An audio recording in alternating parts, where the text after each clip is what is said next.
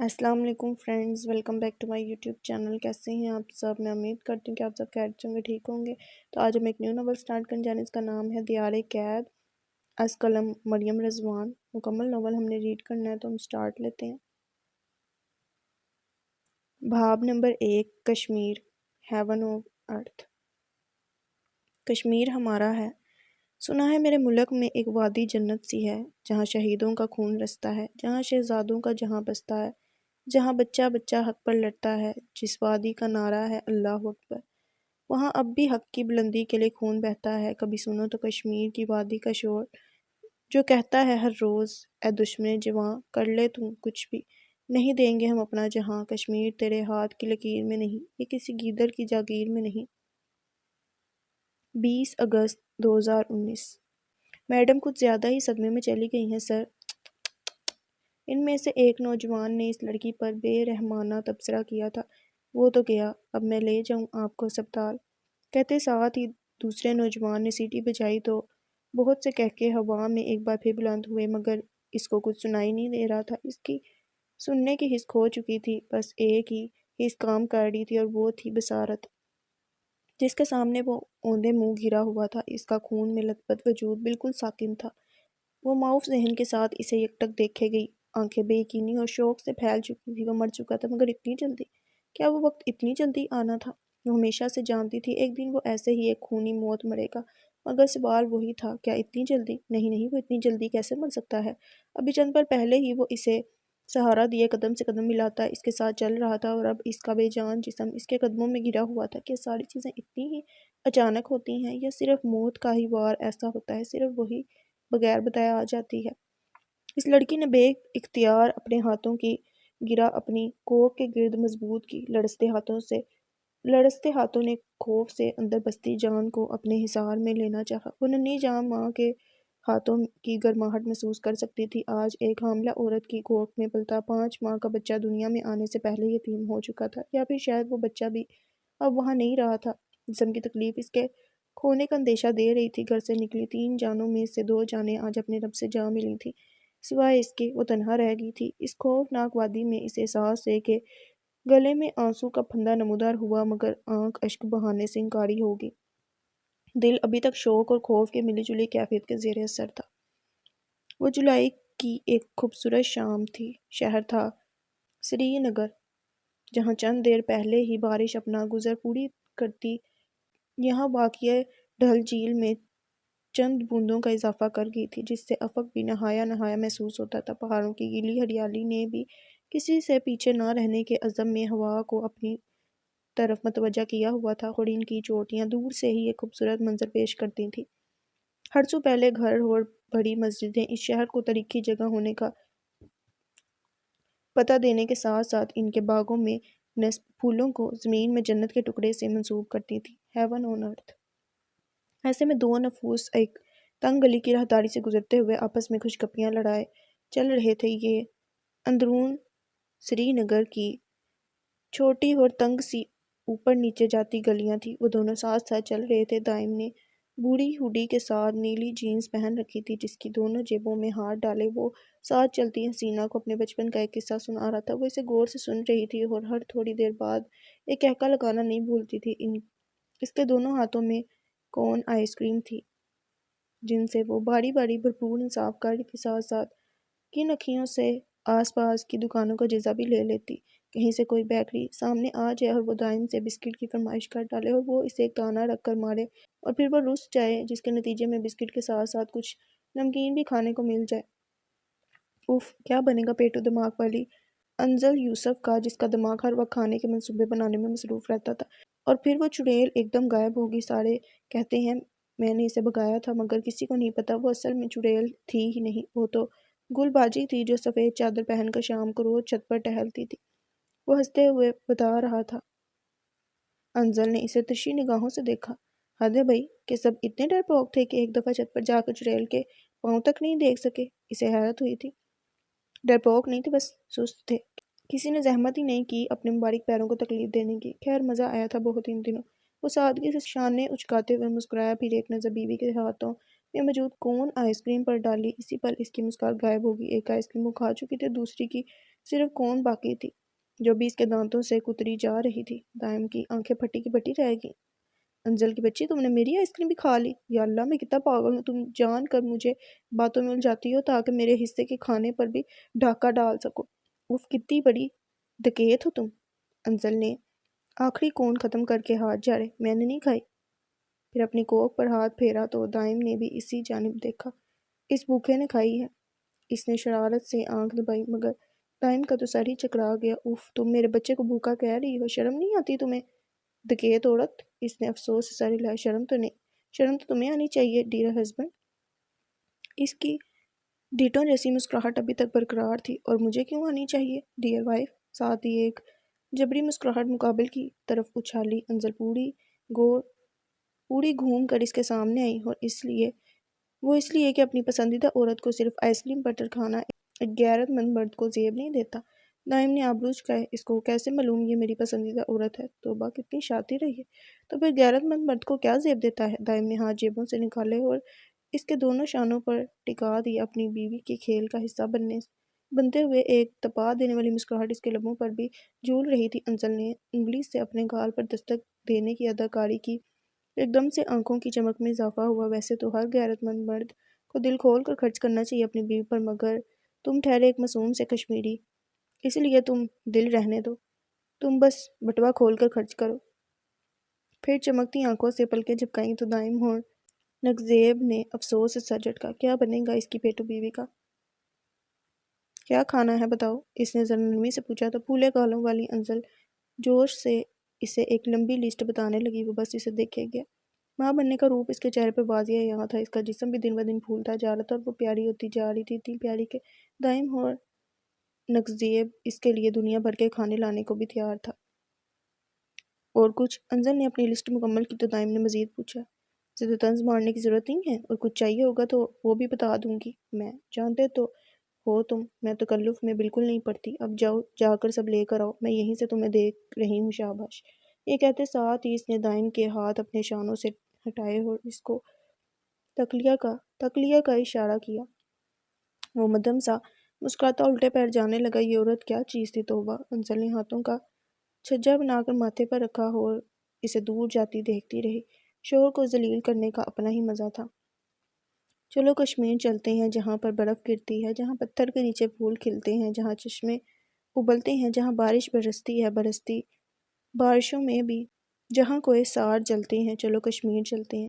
یہ رات کا پہلا پہر تھا۔ پچھلے 1 گھنٹے کی مسلسل بارش اب تھم چکی تھی۔ سردی کا ماحول پورے سری نگر میں چھایا ہوا تھا۔ ہوائیں آج پہلے کی نسبت زیادہ سرد۔ بھیگے سری نگر کی ایک اندرون گلی میں واقع پذیر چھوٹا سا گھر بھی نہایا ہوا دکھتا تھا۔ اس کے چھوٹے سے باغیچے میں اس وقت خوب سارا پانی جمع تھا، جس کو دائم وائپر سے باہر نکالنے کی مشقت میں مصروف تھا۔ انجل اس کے سر پر کھڑی اس کو اندر آنے کا کہہ رہی تھی، مگر وہ بہرا بنا وائپر کی مدد سے پانی گھر سے باہر اچھالے جا رہا تھا۔ وہ ایک ہاتھ کمر پر رکھے اسے غصیلی نظروں سے دیکھتی رہی۔ اسی لمحے دوبارہ سے پانی کے قطرے آسمان سے برسنے لگے تو انجل نے سردی سے جھرجھری لی۔ دائم نے منہ بھینچ کر آسمان کی جانب دیکھا۔ ابھی تو اس نے سارا پانی باہر نکالا تھا اور اب پھر سے پانی جمع ہونے والا تھا۔ اف، کہہ رہی تھی نا کب سے میں دوبارہ بارش ہوگی۔ خود کو خوار نہ کرو، صبح کر لینا صاف۔ مگر نہیں جناب صاحب، کام سنتے ہیں میری۔ اب آیا مزہ؟ اس نے خفگی سے ایک دانہ اسے دیا تو دائم ذرا شرمندہ ہوا۔ پھر وہ اس کے ہاتھ سے وائپر جھپٹ کر اندر چلی گئی۔ عقب میں آتا دائم چپ چاپ اس کے پیچھے چل دیا۔ ایویں ہی اتنی محنت کر لی اس نے۔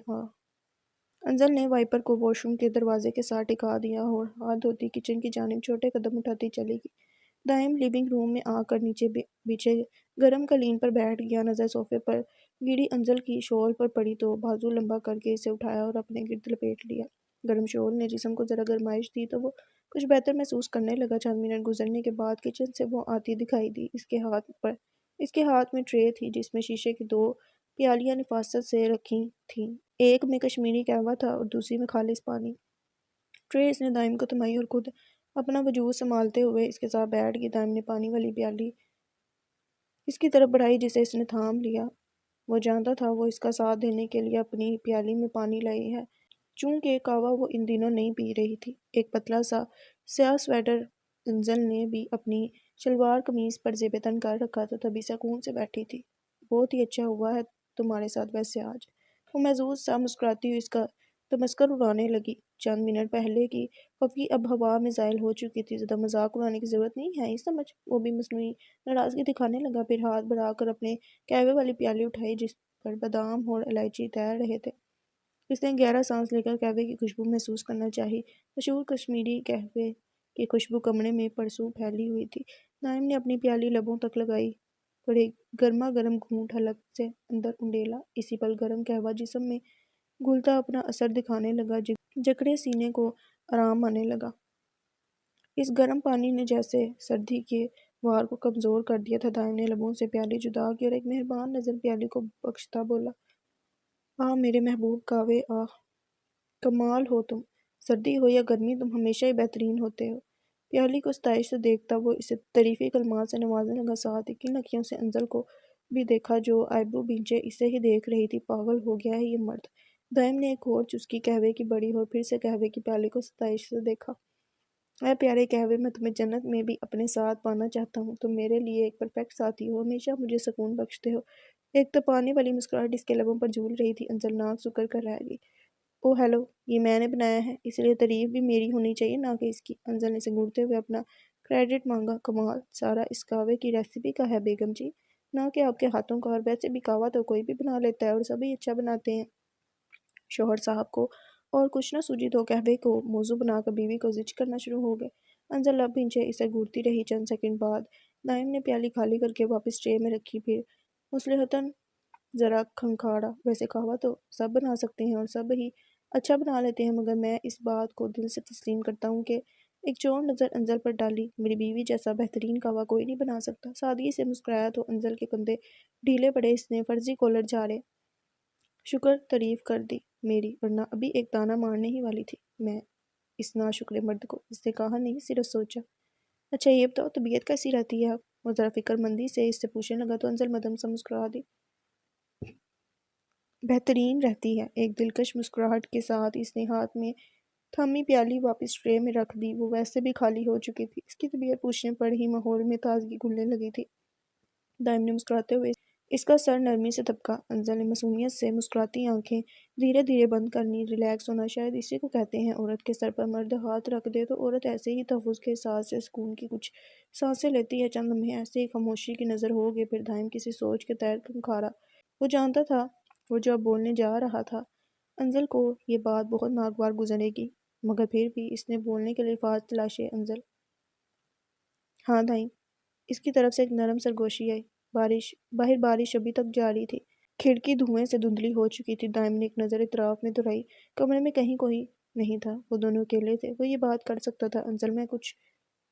انزل میں کل سوچ رہا تھا کہ ہمارا بچہ پاکستان، اس ملک کے نام سے وہ کرنٹ کھا کر سیدھی ہوئی چہرے کے تاثرات یکدم بدل گئے۔ چپ، بالکل چپ، ایک لفظ نہ سنوں میں تمہاری زبان سے اس بارے میں۔ وہ دبی دبی آواز میں گررائی اور انگلی لبوں پر رکھ کر دائم کو خاموش رہنے کا اشارہ کیا۔ دائم نے زبان خشک لبوں پر پھیری۔ اسے کسی طرح اس کو کنونس کرنا ہی تھا۔ الفاظوں کا ایک بار دوبارہ حساب کتاب کر کے بمشکل اس نے کہنا پھر شروع کیا۔ انزل، میرے ابو کی خواہش تھی میں پاکستان جا کر تعلیم حاصل کروں، وہاں ان کے کزن سے جا کر ملوں، انہیں اپنی شکل دکھاؤں، انہیں بتاؤں کہ کشمیر میں مقید ان کے رشتہ دار آج بھی انہیں یاد رکھے ہوئے ہیں، مگر تم اچھی طرح جانتی ہو کہ میں کشمیر کی سنگین حالات کی وجہ سے نہیں جا سکا، لیکن میں چاہتا ہوں۔ اس نے بمشکل تھوک نکلا۔ وہ جانتا تھا وہ کبھی نہیں مانے گی، مگر وہ پھر بھی کوشش کرے گا۔ ہمارا بچہ میرے ابو کا خواب پورا کرے، یہ کہنے کی دیر تھی اور اس کے اندر ایک اعتماد سا آنے لگا۔ پھر وہ اپنے خوابوں کی تعداد اسے سنانے لگا۔ تمہیں پتہ ہے میں نے پوری پلاننگ کی ہے، جب ہمارا بچہ اس دنیا میں آ جائے گا تو میں کسی طرح اس کو پڑھنے لکھنے کے لیے آزاد کشمیر بھیج دوں گا، اور اللہ کوئی ایسا وسیلہ بنا دے گا کہ وہ پاکستان میں رہنے والے ہمارے رشتہ داروں تک رسائی حاصل کر لے گا کسی طرح۔ وہ وراثت میں ملی خواہش کا اس سے اظہار کر رہا تھا اور وہ ضبط سے اسے دیکھ رہی تھی۔ انزل کی آنکھوں میں سرخی اترنے لگی، مگر دائم کو وہ کہاں دکھ رہی تھی۔ وہ اپنی ہی دھن میں بولے جا رہا تھا، میرا بچہ ان سے ضرور ملے گا، ان کو گلے سے لگائے گا، ان کو ہمارے باوجداد کی طرف سے سلام دے گا، جو بھی ہوا جو بھی ہو، اگر وہ لوگ ہمیں بھول گئے ہیں تو ہم تب بھی انہیں نہیں بھولے۔ ہم کشمیری لوگ آخری سانس تک رشتہ داریاں نہیں بھولتے۔ انزل نے جواباً نفی میں سر ہلایا۔ سرخ آنکھوں کے کنارے گیلے ہونے لگے، شاید برسنے کی تیاری کر رہے تھے۔ اسی لمحے ایک زوردار گرج کے ساتھ شہر میں ہوتی بارش تیز ہو گئی۔ کمرے کی کھڑکیوں پر بوندیں ٹپک ٹپک کر اپنا نشان چھوڑنے لگیں۔ کبھی بھی نہیں، میں اپنے بچے کو ان خود غرض لوگوں کی شکل دکھانے کے لیے کبھی خطرے میں نہیں ڈالوں گی۔ کبھی بھی نہیں دائم، وہ ہر لفظ چبا چبا کر بولی تھی۔ دائم نے اس کی نرم ملائم ہاتھوں کو اپنے دونوں ہاتھوں میں لیا، ایسے وہ تب کرتا تھا جب اسے اپنی بات منوانی ہوتی تھی۔ انزل، وہ لوگ ہمارا حصہ ہیں۔ ان لوگوں کو بارڈر بھی ہم سے جدا نہیں کر پایا۔ ہم سب کشمیریوں کی رگوں میں پاکستان کا خون دوڑتا ہے۔ ایک طرف وہی ہمارے اپنے ہیں۔ تم جانتی ہو، بہت ممکن ہے کہ کشمیر اب کبھی آزاد نہ ہو پائے۔ ہم شاید تا قیامت اسی طرح بھارت کے قبضے میں رہیں۔ میں جانتا ہوں یہ ایک تلخ حقیقت ہے، مگر شاید یہی ہمارا نصیب ہے۔ ویسے بھی ہم سب نے ایک دن مر جانا ہے، اس لیے ایسی مقید زندگی جینے کا دکھ اتنا بڑا نہیں ہے۔ مگر مرنے سے پہلے میں اپنے دادا اور ابو کی خواہش پوری کرنا چاہتا ہوں، جو اب میری بھی سب سے بڑی خواہش بن چکی ہے۔ میں ایک دفعہ پاکستان میں رہائش پذیر اپنے رشتہ داروں کو ہمارے خاندان کی طرف سے ایک سلام بھیجنا چاہتا ہوں۔ وہ نرمی سے بولے جا رہا تھا، وہ سرخ چہرہ لیے اس سے تکتی جا رہی تھی۔ تمہیں پتہ ہے، میرے ایک انکل ہیں، حال ہی میں نے انہیں فیس بک پر ڈھونڈا ہے۔ میں بس خطرے کی وجہ سے ان کو میسج نہیں کر پاتا۔ تم جانتی ہو، کسی بھی طرح کا پاکستان سے کانٹیکٹ بھارتی قانون میں مجھے دہشت گرد ثابت کر سکتا ہے۔ مگر میں نے اپنے انکل کی لوکیشن دیکھی تھی، اینڈ گیس وٹ، وہ اسلام آباد میں رہتے ہیں، یعنی آزاد کشمیر کے بہت قریب۔ اگر ہم اپنے بچے کو آزاد کشمیر پڑھنے بھیجیں تو وہ بآسانی ان سے رابطہ کر سکتا ہے۔ وہ اسے اپنے انکل کے ملنے کی خوشخبری سنا رہا تھا یا اپنی خواہش اس پر مسلط کر رہا تھا، اس کا فیصلہ اس کی آنکھوں کی چمک بھی نہیں کر پا رہی تھی۔ انزل نے سر نفی میں ہلایا اور ایک جھٹکے سے اپنا ہاتھ اس کے ہاتھوں سے آزاد کیے۔ تم ہر کشمیری کی طرح پاگل ہو چکے ہو، مگر میں نہیں ہوئی۔ انزل یوسف پاکستان کی محبت میں ابھی اتنی اندھی نہیں ہوئی کہ اپنا بچہ صرف ان سے ملنے کے لیے وہاں بھیج دے۔ دائم، میں اپنے بچے کو کبھی ان بے حس لوگوں کے لیے غیر محفوظ نہیں کروں گی۔ میں اپنے بچے کے خون میں پاکستانیوں کا خون کبھی نہیں دوڑنے دوں گی۔ میرا بچہ کشمیری ہوگا اور مرتے دم تک یہی اس کی شناخت رہے گی۔ میں اسے دنیا کی کیا آخرت میں بھی پاکستانیوں سے نہیں ملنے دوں گی۔ وہ روندی آواز میں غصے سے چلا رہی تھی۔ اتنا بغض اچھا نہیں ہے اپنے ملک کے لوگوں سے انزل۔ وہ بس اتنا ہی بول پایا۔ نم کھڑکی یہ سارا منظر دیکھتی رہی۔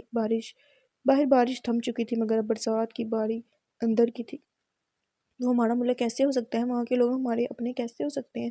وہ ہمارے کچھ بھی نہیں لگتے دائم۔ اگر ان کا ہم سے کوئی تعلق ہوتا تو آج وہ اور ہم ایک ہوتے، مگر دیکھو، ہم سب جدا جدا ہیں، اور یہ جدائی ان کے لیے ایک آزادی ثابت ہوئی ہے اور ہمارے لیے ایک قید۔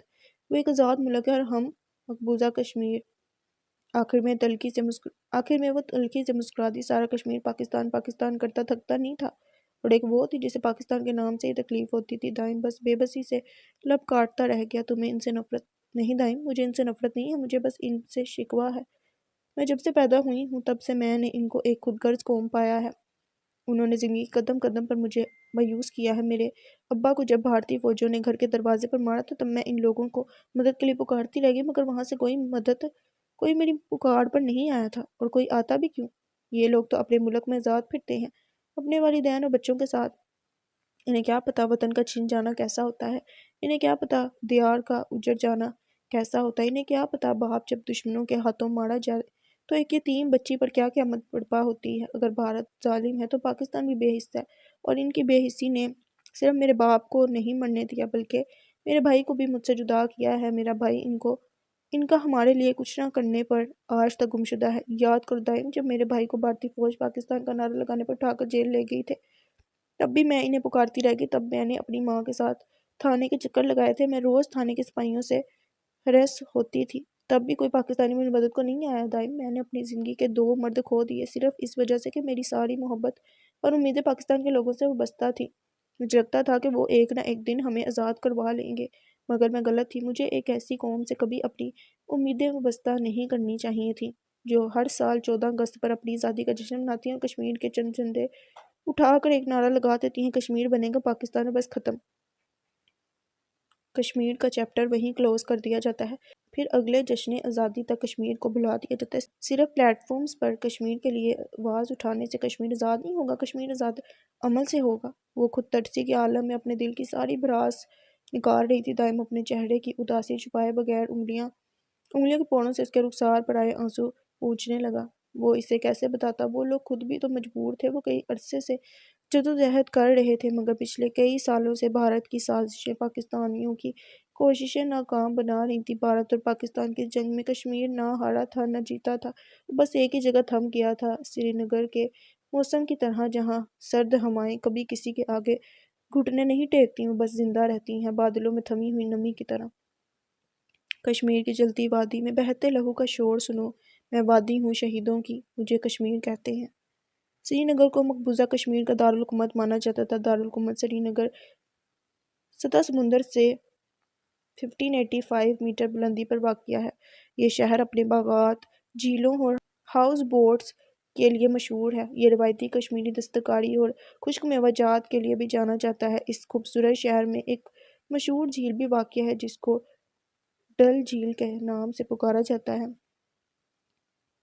یہ ایک شہری جھیل ہے، جموں اور کشمیر کی دوسری سب سے بڑی جھیل، اور سری نگر میں سیاحوں اور مقامی لوگوں کی طرف سے سب سے زیادہ دیکھے جانے والی جگہ۔ یہ وادی کشمیر میں سیاحت اور تفریح کا لازمی جزو ہے، اور اسے مختلف طریقوں سے بلایا جاتا ہے: پھولوں کی جھیل، کشمیر کے تاج میں زیور، یا سری نگر کا زیور۔ یہ تینوں نام اس کی شایان شان ہیں۔ جھیل ماہی گیری اور واٹر پلانٹ کی کٹائی میں تجارتی کاموں کے لیے بھی ایک اہم ذریعہ ہے، اور یہ کہنے میں اب کوئی حرج نہیں کہ ڈل جھیل ایک مکمل پیکیج ہے۔ طبی اس سمیت شہر کی ہر چیز کی خوبصورتی کو جنت کے ٹکڑے سے تشبیہ دی جاتی ہے۔ یہاں کا موسم بھی اکثر خوشگوار رہتا ہے۔ اس شہر میں جون سے ستمبر کے دوران کئی دن ایسے آتے ہیں جو مونسون بارشوں کی نذر ہو جاتے ہیں۔ آج کل بھی کچھ ایسا ہی سما تھا۔ یہاں اگست کا مہینہ شروع ہو چکا تھا، جس کو بادلوں کی لکا چھپی پہلے ہی خوش آمدید کہہ چکی تھی۔ 4 اگست کا یہ دن دوپہر میں بھرپور گرم رہا تھا، مگر شام ہوتے ہی بہت سی ٹھنڈی ہواؤں نے شہر کو آن لپیٹا تھا۔ ایسے میں دائم اور نگزیب اور انزل یوسف کے چھوٹے سے گھر میں اس وقت بحث و مباحثہ چل رہا تھا۔ کبھی بھی نہیں میں اس کا نام مر کر بھی دیویا نہ رکھوں، وہ کانوں پر ہاتھ رکھتا توبہ توبہ کر رہا تھا، اور انزل اس کے اس انداز پر کھلکھلا رہی تھی۔ دیویا تو تمہیں رکھنا ہی پڑے گا، آخر کو کافی گہرا تعلق ہے تمہارا اس نام سے، کیوں نہیں ہے کیا؟ آخر میں اس نے دائم مسکراہٹ کے ساتھ آئی برو اچکائے تو وہ دوبارہ زیر رب استغفار کرنے لگا۔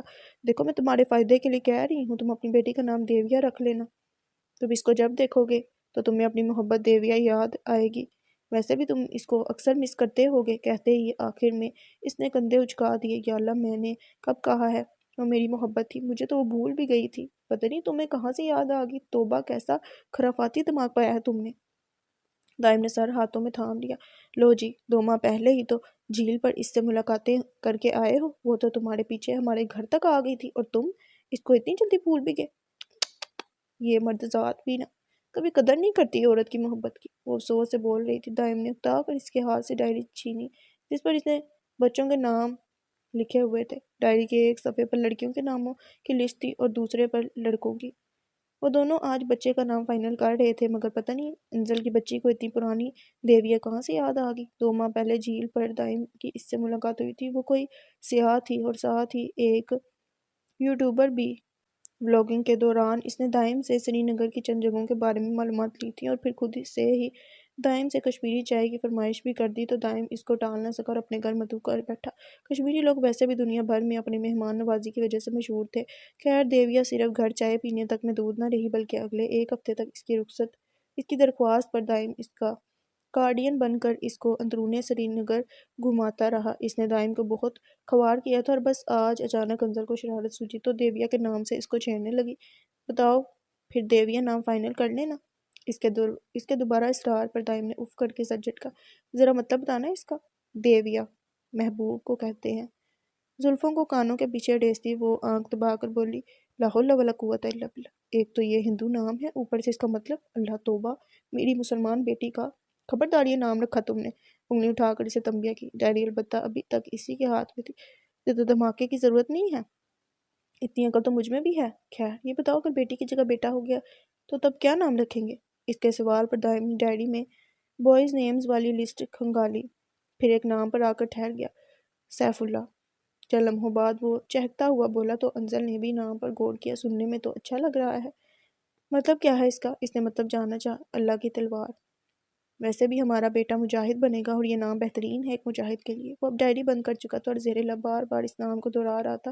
یہ نام واقعی پرفیکٹ تھا۔ انزل کے چہرے کے تاثرات بھی اس کی رضامندی کی خبر دے رہے تھے۔ کشمیری لوگ ویسے بھی بچوں کو نہیں مجاہدوں کو جنم دیتے تھے، اس لیے سیف اللہ ایک بہترین نام تھا۔ بس ٹھیک ہو گیا، ہم یہی نام رکھیں گے اور ہمارا بیٹا مجاہد ہی بنے گا۔ وہ کشمیر کے لیے جہاد کرے گا اور سب کو آزاد کروائے گا انشاءاللہ۔ وہ زور سے بول رہی تھی، پھر یکدم کسی خیال کے تحت چہرے کے تاثرات سنجیدہ کیے۔ مگر میں بتا رہی ہوں، اس کا پاکستان سے کوئی تعلق نہیں ہوگا، اس بے حس قوم سے کوئی تعلق نہیں ہوگا میرے بچے کا۔ میرا بچہ مظلوموں کی آواز بنے گا، نہ کہ بے حسوں کا رشتہ دار۔ وہ اسپاٹ سے انداز میں بولی تو ماحول میں ایک اداسی سی چھا گئی۔ دائم خاموشی سے ڈیڈی اس کی گود میں رکھتا اٹھ کھڑا ہوا۔ وہ شاید اس کا دل کبھی پاکستان کی طرف صاف نہیں کر پائے گا۔ انزل کی بدگمانی جائز بھی تھی اور نہیں بھی۔ پھر اس کا مسجد جانے کا وقت ہو گیا تھا۔ وہ قدم اٹھاتا کمرے سے باہر جانے لگا تو وہ پیچھے سے پکار اٹھی، دھیان سے جانا دائم، جانتے ہو نا سری نگر کے حالات پھر خراب ہو رہے ہیں۔ وہ فکر مندی سے بولی، پچھلے 2 دنوں سے سری نگر میں ایک عجیب سی کیفیت طاری تھی۔ علاقے میں فوج مسلسل بڑھتی جا رہی تھی اور ان 2 دنوں میں بھارتی فوجی 3 کشمیریوں کو شہید بھی کر چکے تھے۔ یہ سب کچھ ایک خطرے کی گھنٹی بجا رہا تھا۔ انزل نے تفکر بھری نگاہ اس پر ڈالی جو دروازے کی چوکھٹ پر ترچھا کھڑا تھا، پھر سوگواریت سے مسکرا کر سر کو خم دیا اور نماز کے لیے روانہ ہو گیا۔ باہر مغرب کی اذانیں ابھی بھی جاری تھیں۔ اسے باجماعت نماز ادا کرنی تھی، مگر وہ نہیں جانتا تھا یہ اس سمیت بہت سے کشمیریوں کی آخری باجماعت تھی۔ یہ دن تھا 5 اگست، سال تھا 2019، انسانی تاریخ کا ایک سیاہ ترین دن۔ اس خونی دن کا آغاز ہوا تو سب سے پہلے سری نگر کی تھمی ہوا زہر آلود ہوئی، پھر بادلوں کا ایک عظیم جھپٹا قیامت کی جھلکیاں دکھاتا پورے علاقے کو اپنے سائے میں لینے لگا۔ ڈل جھیل کی خوبصورتی بھی تناؤ کی اس فضا میں پھیکی پڑنے لگی۔ وقت آہستہ آہستہ رکنے لگا، سب ختم کرنے لگا۔ پہاڑوں کی چوٹیاں علاقے میں بکھری بھارتی فوج کو شکوہ کناں نگاہوں سے دیکھ سکتی تھی۔ وہ ہر جگہ پھیل چکے تھے۔ کچھ ہی لمحوں کے کھیل میں سارا علاقہ بند ہو چکا تھا۔ تفریح کے لیے آئے سیاح سری نگر ایئرپورٹ پر جمع تھے۔ ہر کوئی وہاں سے پہلی فرصت میں فرار ہو رہا تھا، سوائے وہاں کے مقامی لوگوں کے جن کے سر پر کفن تھا، دل میں ہمت اور نصیب میں قید۔ 5 اگست کا یہ دن انسانی تاریخ کا ایک نیا باب کھول چکا تھا۔ کبھی نہ ختم ہونے والا کشمیر پر ظلم و ستم کا باب، جبر کا نشانہ تو کشمیر صدیوں سے بنا آ رہا تھا، مگر حد زیادتی کے باوجود وہ اپنی ایک خصوصی حیثیت کے ساتھ قائم تھا۔ مگر آج ایک بڑی سازش کے تحت بھارت نے کشمیر کی بنیادیں ہلا ڈالی تھی۔ کشمیر آج اپنی خصوصی حیثیت کھو چکا تھا۔ 20 اگست 2019۔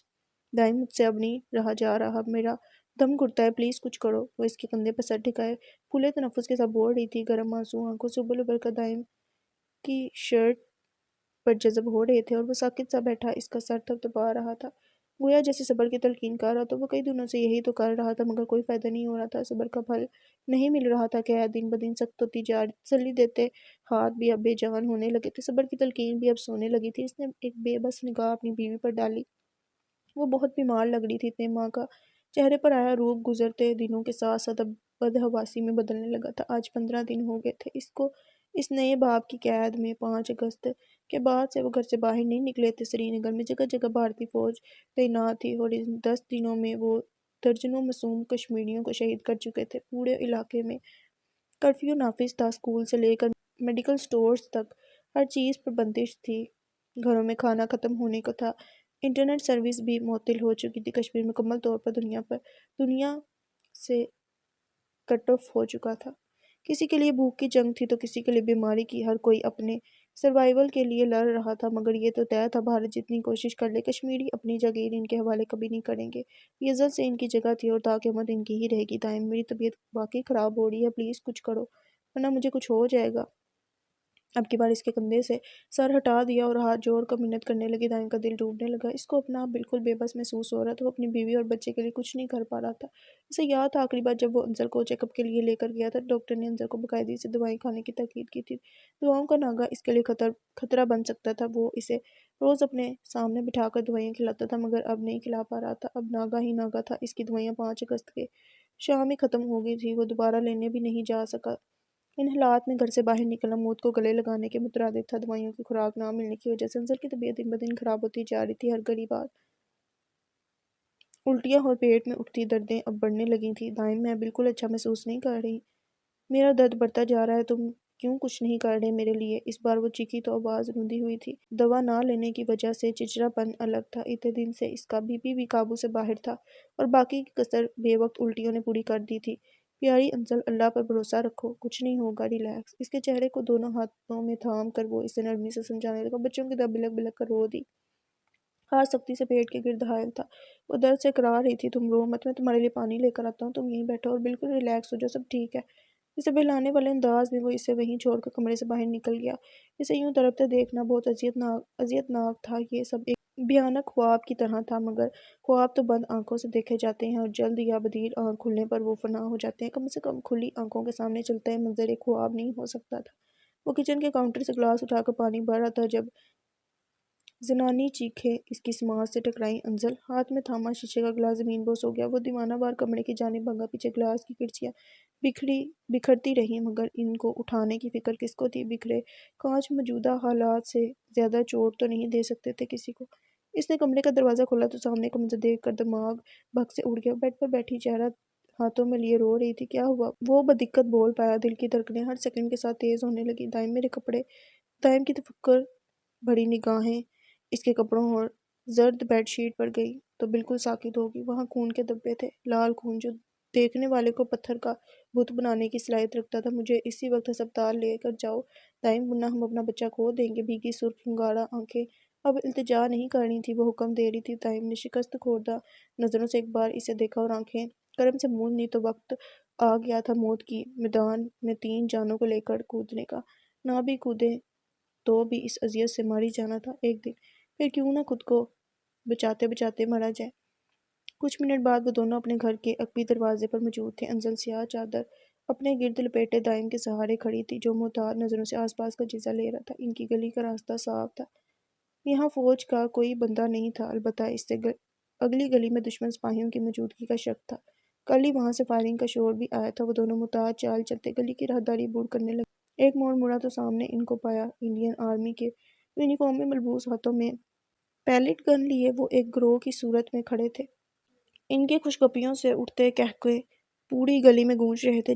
جیسے ہی ان دو نفوسوں پر نظر پڑی تو قہقہوں کو ایک بریک سی لگ گئی۔ ان میں سے ایک نوجوان قدموں کی چاپ پیدا کرتا ان کے قریب آنے لگا۔ اس کی وردی پر آکاش نام کی تختی چمک رہی تھی۔ باقی سب بھی انہی کی طرف متوجہ ہو گئے۔ ماحول یکدم خوفزدہ ہونے لگا۔ دائم کے ماتھے پہ پسینے چند قطرے رونما ہوئے۔ وہ فوجی جیسے جیسے قریب آ رہا تھا، انزل کے لیے اپنی سسکیوں کا گلا دبانا مشکل ہوتا جا رہا تھا۔ اسی لمحے اس کی کمر کی ہڈی میں سنسناہٹ نے بھی جنم لیا تھا۔ کدھر کا رخ؟ آکاش کا بھاری گمگیر لہجہ ان دونوں کو اپنی سماعت میں سنائی دیا۔ دائم کے گلے میں گلٹی سی ابھر کر مدھم ہوئی۔ اس نے بولنے کے لیے لب کھولے۔ میری بیوی کی طبیعت سر پوچھ رہے ہیں، کدھر کا رخ ہے؟ پیچھے کھڑے ایک نوجوان نے تیزی سے اس کی بات کاٹی۔ آکاش کی تنقیدی نظریں ان دونوں پر جمی تھیں۔ ہسپتال، بس ایک لفظی جواب تھا اور سارا فوجیوں کا گروہ ان پر ہنس دیا۔ انزل نے نہ سمجھی سے دائم کو دیکھا، جو خود صورتحال سمجھنے سے قاصر تھا۔ ہسپتال لے جا کر کیا کرے گا؟ سری نگر کے سارے ہسپتال تو خالی ہو چکے ہیں۔ ایک فوجی استزائیہ مسکراہٹ کے ساتھ بولا۔ ایسے تو مت کہو، اس کی بیوی کو کون دیکھے گا پھر؟ ایک اور فوجی نے مصنوعی افسوس سے سر جھٹکا۔ اگر سر اجازت دے تو میں دیکھ سکتا ہوں، تیسرا فوجی بھی بولا، جس کے لب ایک شیطانی مسکراہٹ میں ڈھلے ہوئے تھے۔ دائم نے ضبط سے مٹھیاں بھینجی۔ کچھ خدا کا خوف کرے، میری بیوی کی طبیعت خراب ہے، مجھے اس کو ہسپتال لے کر جانا ہے، برائے مہربانی ہمیں راستہ دیا جائے۔ اس مرتبہ وہ پھنکارا تھا۔ سامنے کھڑے آکاش کے پتھریلے تاثرات مزید اکھڑے۔ اس نے ہاتھ سے پیچھے کھڑے فوجیوں کو ایک عجیب سا اشارہ دیا، جسے دیکھتے ہی سب کی کمریں سیدھی ہو گئیں۔ جاؤ تم لوگ۔ آکاش واپس ان دونوں سے مخاطب ہوتے ہوئے بولا۔ ان دونوں نے بے یقینی سے ایک دوسرے کو دیکھا۔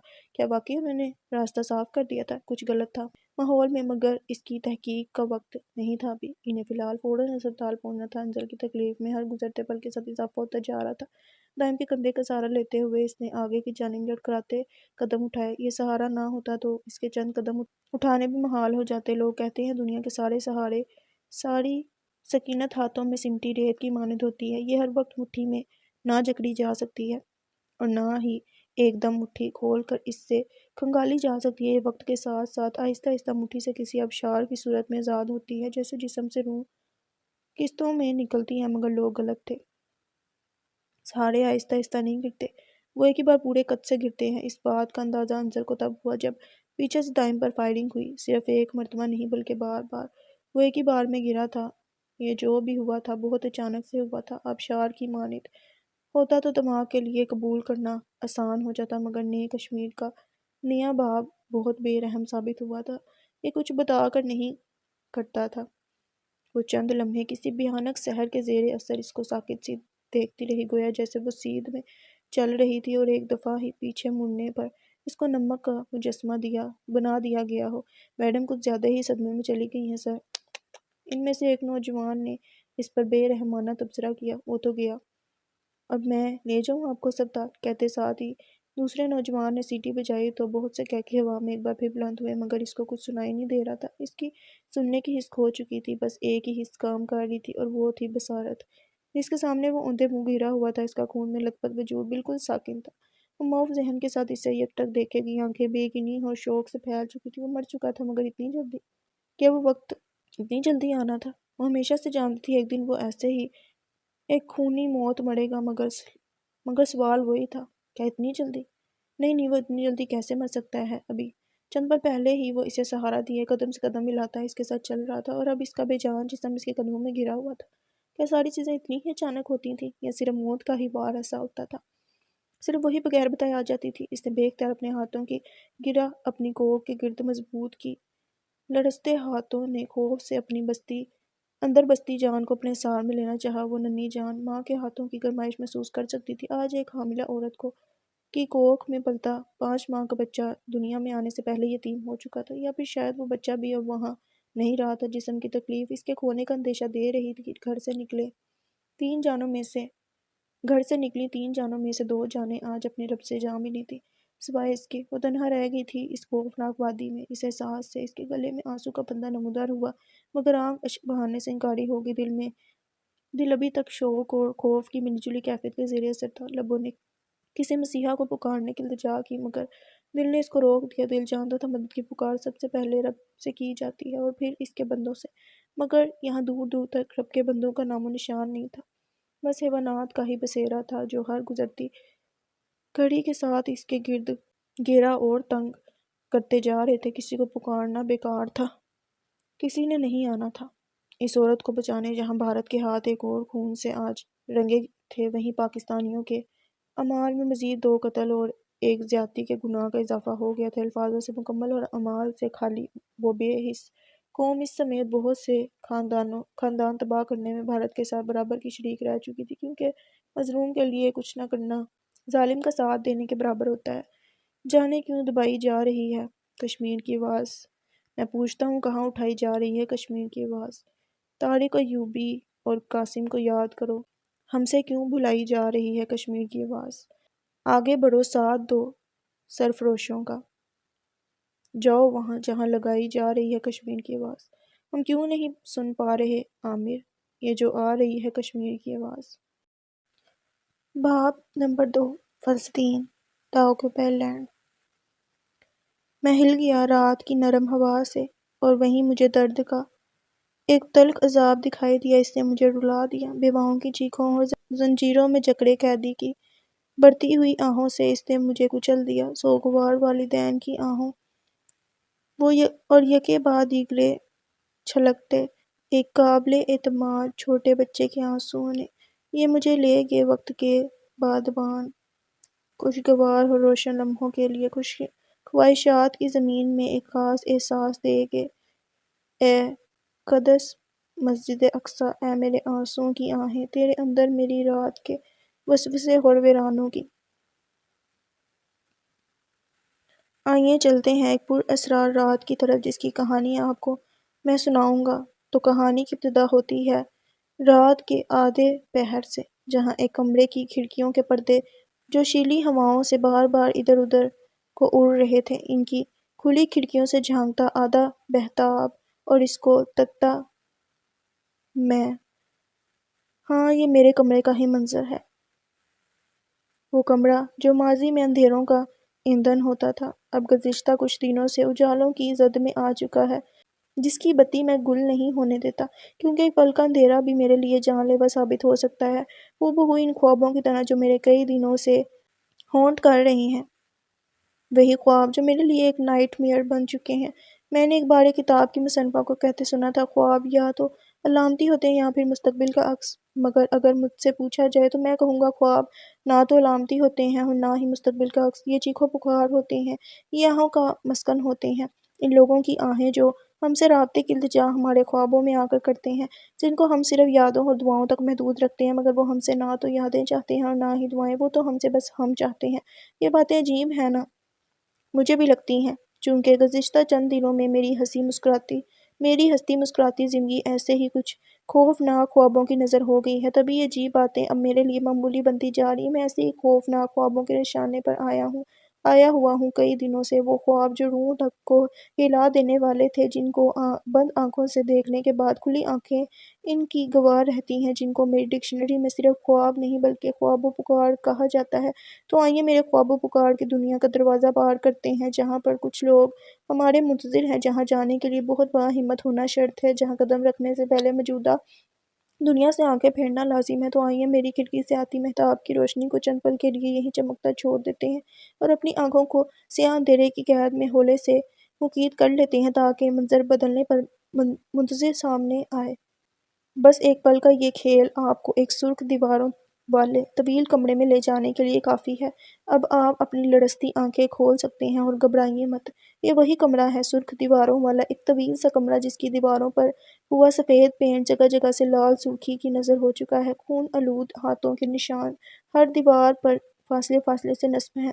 اس ماحول سے اتنی جلدی نہیں ڈرنا، آپ نے ابھی باقی کے منظر کا بھی ملاحظہ فرما لیجیے، جس کو دیکھنے کے بعد آپ بھی آج سے میری طرح دن رات ہانٹ ہوتے رہیں گے۔ یہ منظر ہے ہی اتنا جان لیوا، اور سنیے، ابھی سے خواب مت توڑیے گا، ابھی آپ کو کچھ فریادیں سننی ہیں، وہی فریادیں جو آپ کو دور سے سنائی دے رہی ہیں، بہت جلد آپ کے قریب آنے والی ہیں، مگر ان کو سننے کے لیے آپ کو اپنی نظریں اس بچے سے ہٹانی پڑیں گی جو آپ کے قدموں سے چند فٹ دور گرا خون میں لت پت پڑا ہے۔ اس کی کنپٹی پر ایک سوراخ ہے جس کے آس پاس خون جمع ہوا ہے، اور آنکھیں وہ وہاں نہیں ہیں، یوں معلوم ہوتا ہے جیسے کسی نے چاقو مار کر نکالی ہوں، ایسے کہ رخسار پر نقش موٹے موٹے آنسوؤں کے نشان ان کو وہاں سے بے رحمانہ طریقے سے نکالنے کی گواہی دے رہے ہیں۔ اور سنیں، اس بچے کے کانوں کو مت دیکھیں، کیونکہ ان کے کانوں کا بھی کچھ ایسا ہی حشر ہے، وہ بھی اپنی جگہ موجود نہیں ہے، وہ آپ کے قدموں کے پاس ہی کچلے ہوئے پڑے ہیں۔ اس مردہ بچے کا ہر حصہ ایسے ہی جگہ جگہ بکھرا ہوا آپ کو ملے گا، زیادہ سوچیے مت، یہی اصول ہے فلسطینی بچوں کی موت کا، ان کو انسان نہیں بلکہ جانور سمجھ کر مارا جاتا ہے۔ یہ سب کچھ کتنا خوفناک ہے نا؟ مگر نہیں، اس صورت کی چیخوں سے زیادہ خوفناک کیسے ہو سکتا ہے، جو دوسری دیوار کے ساتھ لگی مسلسل نفی میں سر ہلا رہی ہے، جہاں اسرائیلی فوجی ایک جھنڈ کی شکل میں اس کے سر پر کھڑے ہیں۔ اندیشہ ہے جلد ہی اس پر ٹوٹ پڑیں گے۔ آپ اس صورت سے نظریں پھیر لیں، ورنہ وہ آپ کو ہی ابھی مدد کے لیے پکار اٹھے گی، جبکہ میں اور آپ دونوں جانتے ہیں ہم اس کی مدد کے لیے آگے نہیں بڑھ سکتے۔ اس تک رسائی کے لیے ہمیں اپنا کمفرٹ زون چھوڑنا پڑے گا، جو ہم جیسے پاکستانیوں کے لیے ایک بہت ہی مشکل کام ہے۔ اس لیے مت آنے دیں خود کو اس عورت کی نظروں میں، وہ ویسے بھی اب ہمیں دیکھ نہیں سکتی۔ فوجیوں کا وہ جھنڈ اپنی ازلی کارروائی اس پر شروع کر چکا ہے۔ میں جانتا ہوں یہ سب دیکھ کر آپ کے کندھے بھی میری طرح بھاری ہو رہے ہیں۔ ایک دم اس عورت کے ساتھ جنسی زیادتی کا بوجھ ہمیں اپنے کندھوں پر محسوس ہونے لگا ہے، مگر مجھے یقین ہے ہم خواب سے اٹھتے ہی اس گلٹ سے جلد نکل جائیں گے۔ مگر ایک منٹ، آپ ابھی خواب سے نہیں جاگ سکتے، ابھی آپ کو اپنا گریبان اس بوڑھے آدمی سے چھڑوانا ہے، جو آپ کو کالر سے پکڑ کر ہر چیز کا الزام دے رہا ہے۔ میں جانتا ہوں اس کی شکوہ کناں نظریں آپ کو اپنے اندر جاتی محسوس ہو رہی ہیں، ان نظروں کی تپش برداشت کرنا آپ کے اور میرے لیے بہت مشکل ہے، مگر خواب سے بیدار ہونے کے لیے ان سب سے گزرنا بہت ضروری ہے۔ میں جانتا ہوں اس بوڑھے آدمی کی سسکیاں اور آہیں بہت اونچی ہیں، مگر میرا یقین کریں، ان سے ہماری سماعت نہیں پھٹے گی، ہم ان کو سن کر دوسرے کان سے نکالنے پر کامیاب ہو جائیں گے، جیسے آج تک ہمیشہ ہوتے آئے ہیں۔ مجھے بس اصل فکر صرف ایک ہی چیز کی کھائی جا رہی ہے، اس فلسطینی ماں کی، جس کا سفید گلابی مائل چہرہ سیاہ سٹول کے ہالے میں مقید ہے۔ وہ ایک طویل کمرے کی وسط میں زنگ آلود زنجیروں میں جکڑی بیٹھی ہے، اس کی آغوش میں اس کے جوان بیٹے کی لاش سو رہی ہے، اور اس کے سینے سے اٹھتا خون ابل ابل کر باہر آ رہا ہے۔ وہ خون اپنے رنگ سے تازہ ہونے کی خبر دے رہا ہے، شاید وہ جوان مرا نہیں ہے، شہید ہوا ہے۔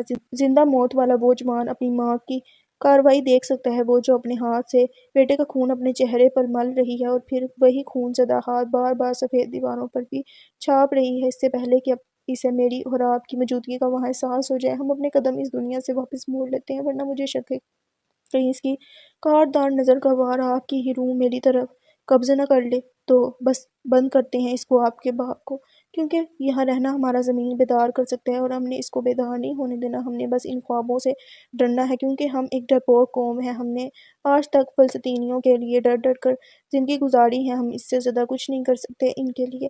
ہم ان کے دیار کی حفاظت نہیں کر سکتے، تو آئیے خواب و پکار کو یہیں دفن کر جاتے ہیں۔ مگر دفن کرنے سے پہلے اس بندے کو دیکھنا مت بھولیں گا جو ایک کرسی پر ترچھا ہوا کھڑا آس پاس بکھرے فلسطینیوں سے خطاب کر رہا ہے، بدن کو فلسطینی جھنڈے سے ڈھانپے، چہرے کو سفید اور سیاہ چک والے کپڑے سے ڈھکے ہوئے وہ کھڑا ہے، اور سارا ہجوم اسے غور سے سن رہا ہے۔ ان کے پیچھے بم دھماکے ہو رہے ہیں، مگر انہیں جیسے اس کی پرواہ ہی نہیں۔ تقریر کرتے فلسطینی کا انداز ایسا ہے جیسے وہ زیر آسمان زخمی فقط ایک پل کا مہمان ہو، اور اس کا رخ مسجد اقصیٰ کو بچانے کی جانب ہو۔ وہ بہت بلند آواز میں بولے جا رہا ہے، اتنی بلند کہ آپ اور میں اس ہجوم سے یہ کہتے سن سکتے ہیں کہ ایک تیز ہوا زیر زمین سے چلی اور میری نظموں کو اڑا گئی۔ گرد آلود ہوائیں اور باری سا ایک بادل جو بار بار پکار رہا ہے، کیا کوئی انجان ہے؟ تو سنو میری امت، تم نہیں جانتے تمہارے پیچھے ایک شیطانی منصوبہ تیار کیا گیا تھا جس کا مقصد تمہیں تباہ کرنا تھا۔ میں آسمانوں کے رب کی قسم کھا کر یہ کہتا ہوں، اے میری امت دھیان سے سنو، کیونکہ ہر چیز مبہم ہوتی نظر آتی ہے، ان کے بم کی طرح جو ہم پر زہر کی طرح نچھاور کیے گئے تھے، اور اس وقت ہمارا کوئی مخلص یا دیانت دار دوست نہ تھا، اس لیے ہم تباہ کیے گئے تھے۔ میرے بیٹے کو گولیوں کی فصل سے گولی مار دی گئی تھی جس میں مجھے تسلی دینے والا کوئی نہ تھا، اور اے میرے مہربان باپ، انہوں نے تجھ پر بھی ایسا ہی وار کیا تھا، سرد مہری کی طرح جیسے کوئی پانی کا گھونٹ پیتا تھا۔ تو اے فلسطینیوں، یہ جنت کا ایک درخت تمہارا گھر ہے جہاں کوئی مصیبت نہ ہوگی، مگر بات ابھی ختم نہیں ہوئی۔ اور اے میری ماں، تو بھی رونا بند کر، تیرا دین اٹھ رہا ہے، باقی سب رائے گا جا رہا ہے، اور چونکہ میری عزت پامال ہو رہی ہے تو میں اپنے رب سے التجا کر رہا ہوں جو مجھے یقین ہے کہ میری دعا کا جواب دے گا۔ اور اے میرے نوجوان بچے، تو بھی سن، فخر کی آواز پھٹ چکی ہے اور ہر کوئی اپنی دھن گانے میں مصروف ہو چکا ہے، رات سب کے اوپر چلا رہی ہے، اے احمقوں، تمہاری عزت کی بے حرمتی ہوئی ہے، اور سچ کہو تو میری زبان ٹھیک ہے لیکن میرا دل زخمی ہے، اور میری آنکھیں پانی کے گھڑے کے منہ کی طرح ہو گئی ہیں۔ اب میں بغیر علاج کے طویل عرصے تک ماتم کرتا رہوں گا، کیونکہ میرے لوگ شہداء میں تبدیل ہو چکے ہیں۔ مگر میرا یہ سوال ہے، کیا ہمارے حقوق کی واپسی کا کوئی حل ہے؟ دنیا کی مزاحمت کہاں ہے؟ سب کی طاقت کہاں ہے؟ جب ہم گاڑ کے لوگوں کی طرح سو رہے ہیں تو یہ کیسے بھول گئے کہ آزمائش کا اچانک آ سکتی ہے؟ اس لیے میں اللہ سے دعا کرتا ہوں کہ وہ اس مصیبت کو ختم کر دے اور اپنے فرشتوں کو بارش کے قطروں کی طرح ہماری مدد کو بھیج دے۔ وہ فلسطینی مسلسل ہمارے کانوں میں پگھلا ہوا سیسا ڈھیلے جا رہا ہے، اس کے یہ الفاظ آپ کو اور مجھے نمک کا مجسمہ بنانے کے لیے کافی ہیں، مگر ہم وہ قوم ہے جو نمک کے مجسمے میں ڈھلنے سے گھبراتی نہیں ہے، بس اس سے دور بھاگتی ہے۔ تو آ جائیے، بھاگ جاتے ہیں واپس اپنی دنیا میں، ہم ان خوابوں کی دنیا کو اپنی مسکراہٹ کا قاتل نہیں بننے دیں گے۔ آئیے آنکھوں کے وزن کو جھٹکتے ہیں اور دھیرے دھیرے انہیں کھول کر میرے کمرے میں واپس لے آتے ہیں جہاں مہتاب کی روشنی ہماری آنکھیں چندانے کو بے چین بیٹھی ہیں۔ آئیے اپنے ضمیر کی موت مر کر دوبارہ سے جی اٹھتے ہیں، کیونکہ یہی ہمارا ازل سے رواج ہے، ہر چیز سے بھاگنا۔ باب نمبر 3، ایک غور مسلمان، دا جینیسائیڈ وکٹمز۔ ایک بار ایک شیطان نے منصوبہ بنایا کسی انسان کو تکلیف دینے کا۔ وہ ایک بدتمیز اور ظالم شیطان بادشاہ تھا۔ وہ بے حد لالچ کے ساتھ ہنستا ہوا اپنے شکار کا نظارہ کرنے پہنچ گیا انسانی دنیا میں، لیکن وہاں پہنچنے پر اس نے جو منظر دیکھا تو وہ لینا بھول گیا اپنی پرواز کا اگلا گیئر۔ اسے معلوم ہوا انسان تو شیطان کے بغیر ہی تمام حدیں پار کر چکے ہیں۔ انسانیت کی شیطانیت نے شیطان کے سارے منصوبوں کو مار ڈالا۔ وہ دھک سے رہ گیا، کیا انسان اتنے اذیت پسند ہوتے ہیں؟ کیا واقعی اس طرح کی کوئی کسی کو ستا سکتا ہے اتنی بے دردی سے؟ اس نے سوچا، کم از کم میں انسانی فطرت سے بے نیاز اچھے ہونے کا بہانہ نہیں کرتا، میں لا علمی نہیں دکھاتا۔ اگرچہ میں عقل مند ہوں، میں آیا تھا جرم کرنے لیکن خود بن گیا ظلم کا ایک ہکا بکا گواہ۔ جب وہ واپس گیا اپنی راکشس زمین پر تو اس کی آنکھوں میں دکھائی دی دردناک نمی۔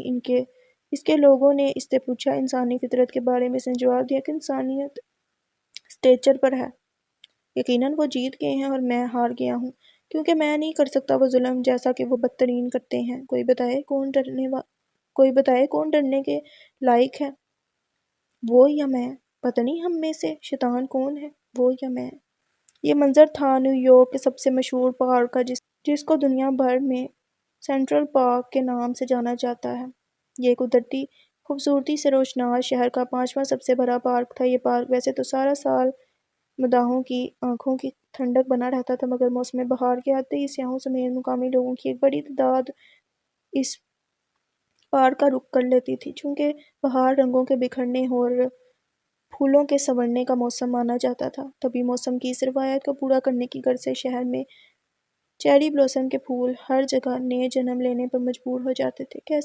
कुछ ऐसा ही समा इस वक्त भी इस पार्क में छाया हुआ था। नीले और सफ़ेद बादलों के मिलाप से आसमान का एक नारा पार्क की ज़मीन पर झांक रहा था, जहाँ का सब्ज़ा हर सू बिखरता बहुत सी चेरी ब्लॉसम के पेड़ों को अपने ताबा करने में तकरीबन कामयाब हो चुका था। ऐसे में एक लड़की चेरी ब्लॉसम्स के दरख्तों से दूर फूलों के चंद गमलों के साथ खड़ी इनकी तस्वीरें अपने मोबाइल में उतार रही थी। इसने मौसम के हिसाब से हल्का फुल्का लॉन्ग फ्रॉक पहन रखा था, जिस पर सफ़ेद और जर्द रंग की फूलों की बूटियां बनी हुई थी। साथ ही इसी के हम रंग हैट भी तिरछी करके सर पर मौजूद थी। इससे थोड़े फासले पर खड़ा जैक हाथों का छाता बनाए पहाड़ के एतराफ़ का जायजा ले रहा था।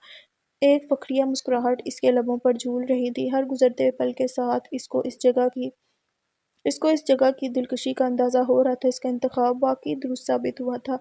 जैक, तुम्हें नहीं लगता हमने गलत जगह मुंतखब कर ली है? ये सवाल इज़ाबेला की तरफ से आया था। इसके सवाल पर जैक की मुस्कुराहट सिमटी। मरियो के बल इसकी तरफ घूमा। बिल्कुल भी नहीं बेला, मेरे नज़दीक इससे खूबसूरत व्यू हमें पूरी दुनिया तो क्या, पूरी कायनात में भी नहीं मिल सकता। इसीलिए खबरदार जो मज़ीद एक लफ्ज़ बोली तुम, कहते साथ इसे तंबिया की। कितनी नाशुक्री थी इज़ाबेला। ओहो, मैं इस जगह को बुरा नहीं कह रही। तो फिर तुम क्या कहना चाह रही हो? जान सकता हूँ मैं?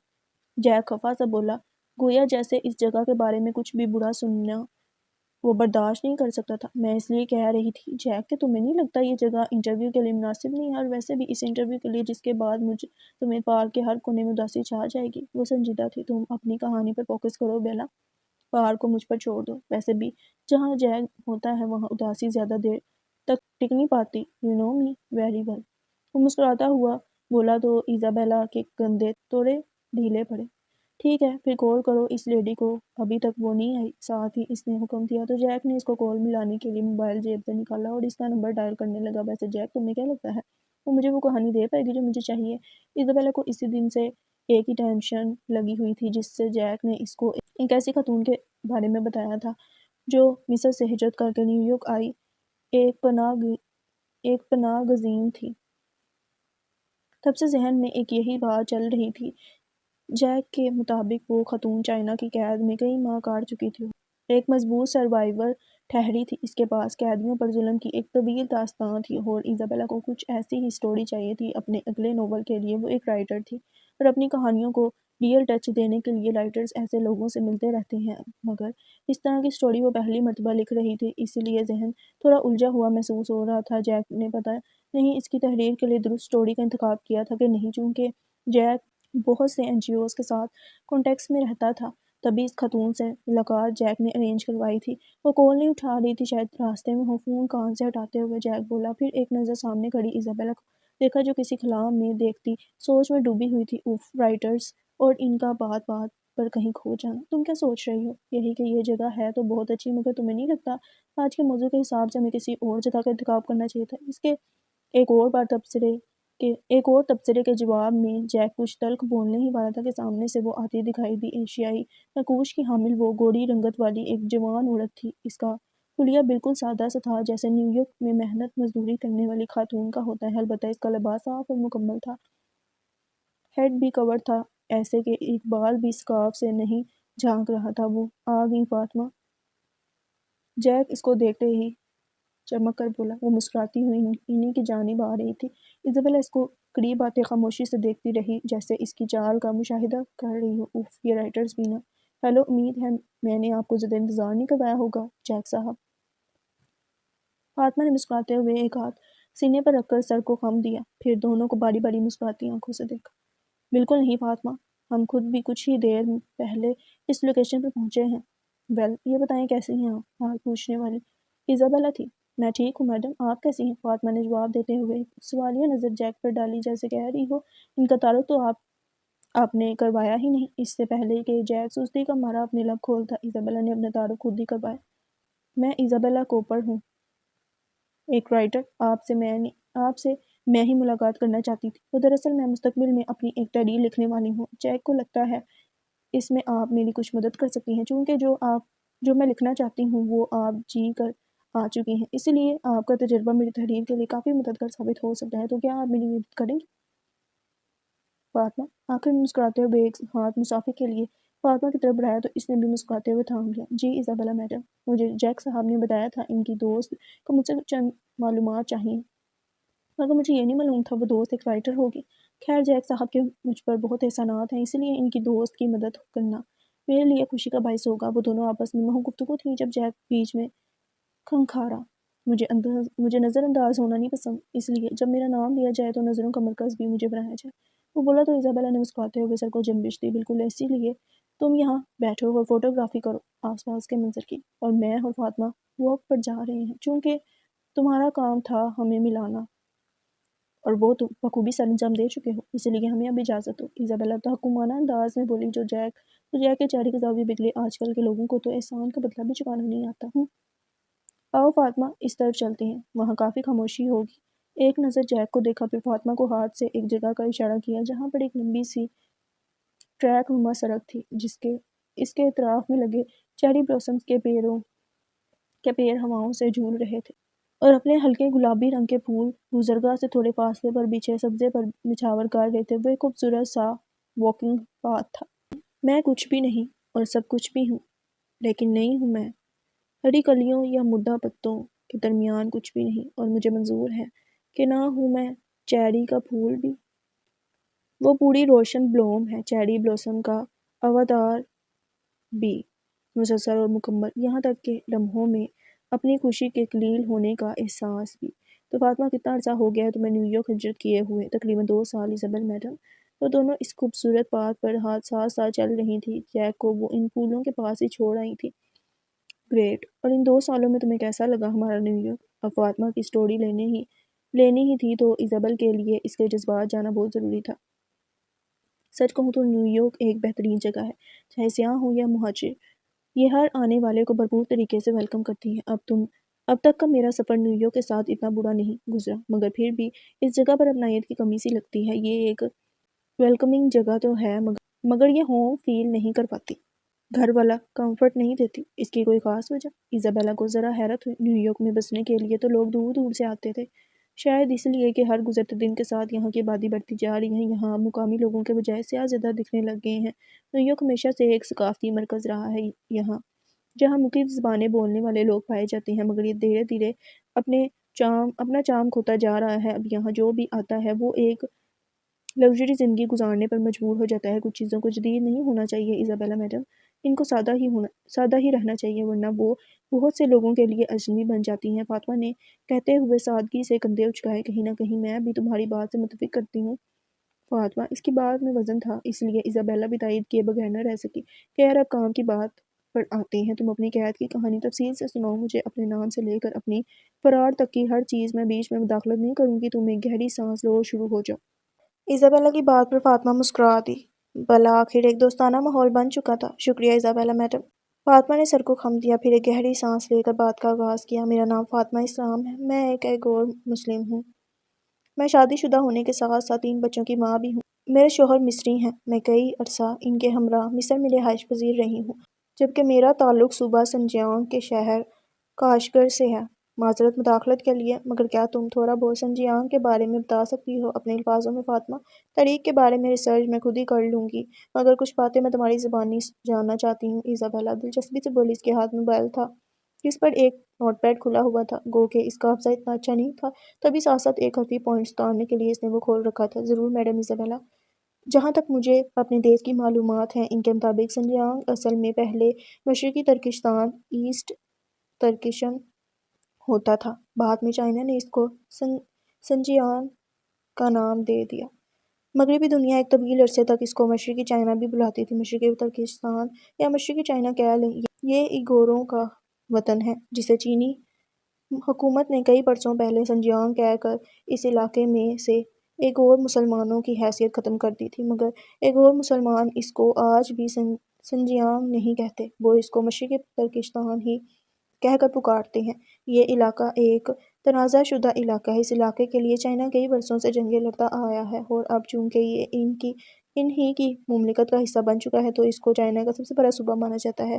سنجیانگ مشرقی مغرب شمال مغربی چین کا وہ علاقہ ہے جو صحراؤں اور پہاڑوں کا ایک وسیع خطہ ہے۔ یہ بہت سی نسلوں اقلیتی گروہوں کا گھر بھی ہے۔ آبادی کے لحاظ سے سنجیانگ میں غالب نسلی گروہ ترک ایغور مسلمانوں کا ہی ہے، مگر چائنا ان کو اقلیتوں میں شمار کرتا ہے۔ وہ اپنے اٹھتے قدموں کو دیکھتی چند تفصیلات بتا رہی تھی۔ آس پاس پھیلے چیری بلاسم کے درخت بھی ان دونوں پر پھول برساتے ان کی باتوں میں اپنی دلچسپی ظاہر کر رہے تھے۔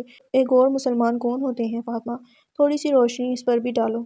نوٹ پیڈ پر مسلسل انگلیاں چلاتی ایزابیلا بولی۔ اس کے سنہرے بال ہوا کے باعث ہیٹ سے آگے پیچھے کو اڑ رہے تھے، جس سے وہ ہر تھوڑی دیر بعد کانوں کے پیچھے اڑیس رہی تھی۔ ایغور لوگوں کا ایک گروہ ہے ایزابیلا میڈم۔ زیادہ تر ایغور چین کے سنجیانگ علاقے میں رہتے ہیں اور تاریخ کے مطابق کئی سو سالوں سے وہیں بعد بطور مسلمان۔ ان کی ایک بھرپور اور پیچیدہ تاریخ ہے جو کئی صدیوں پر میت ہے۔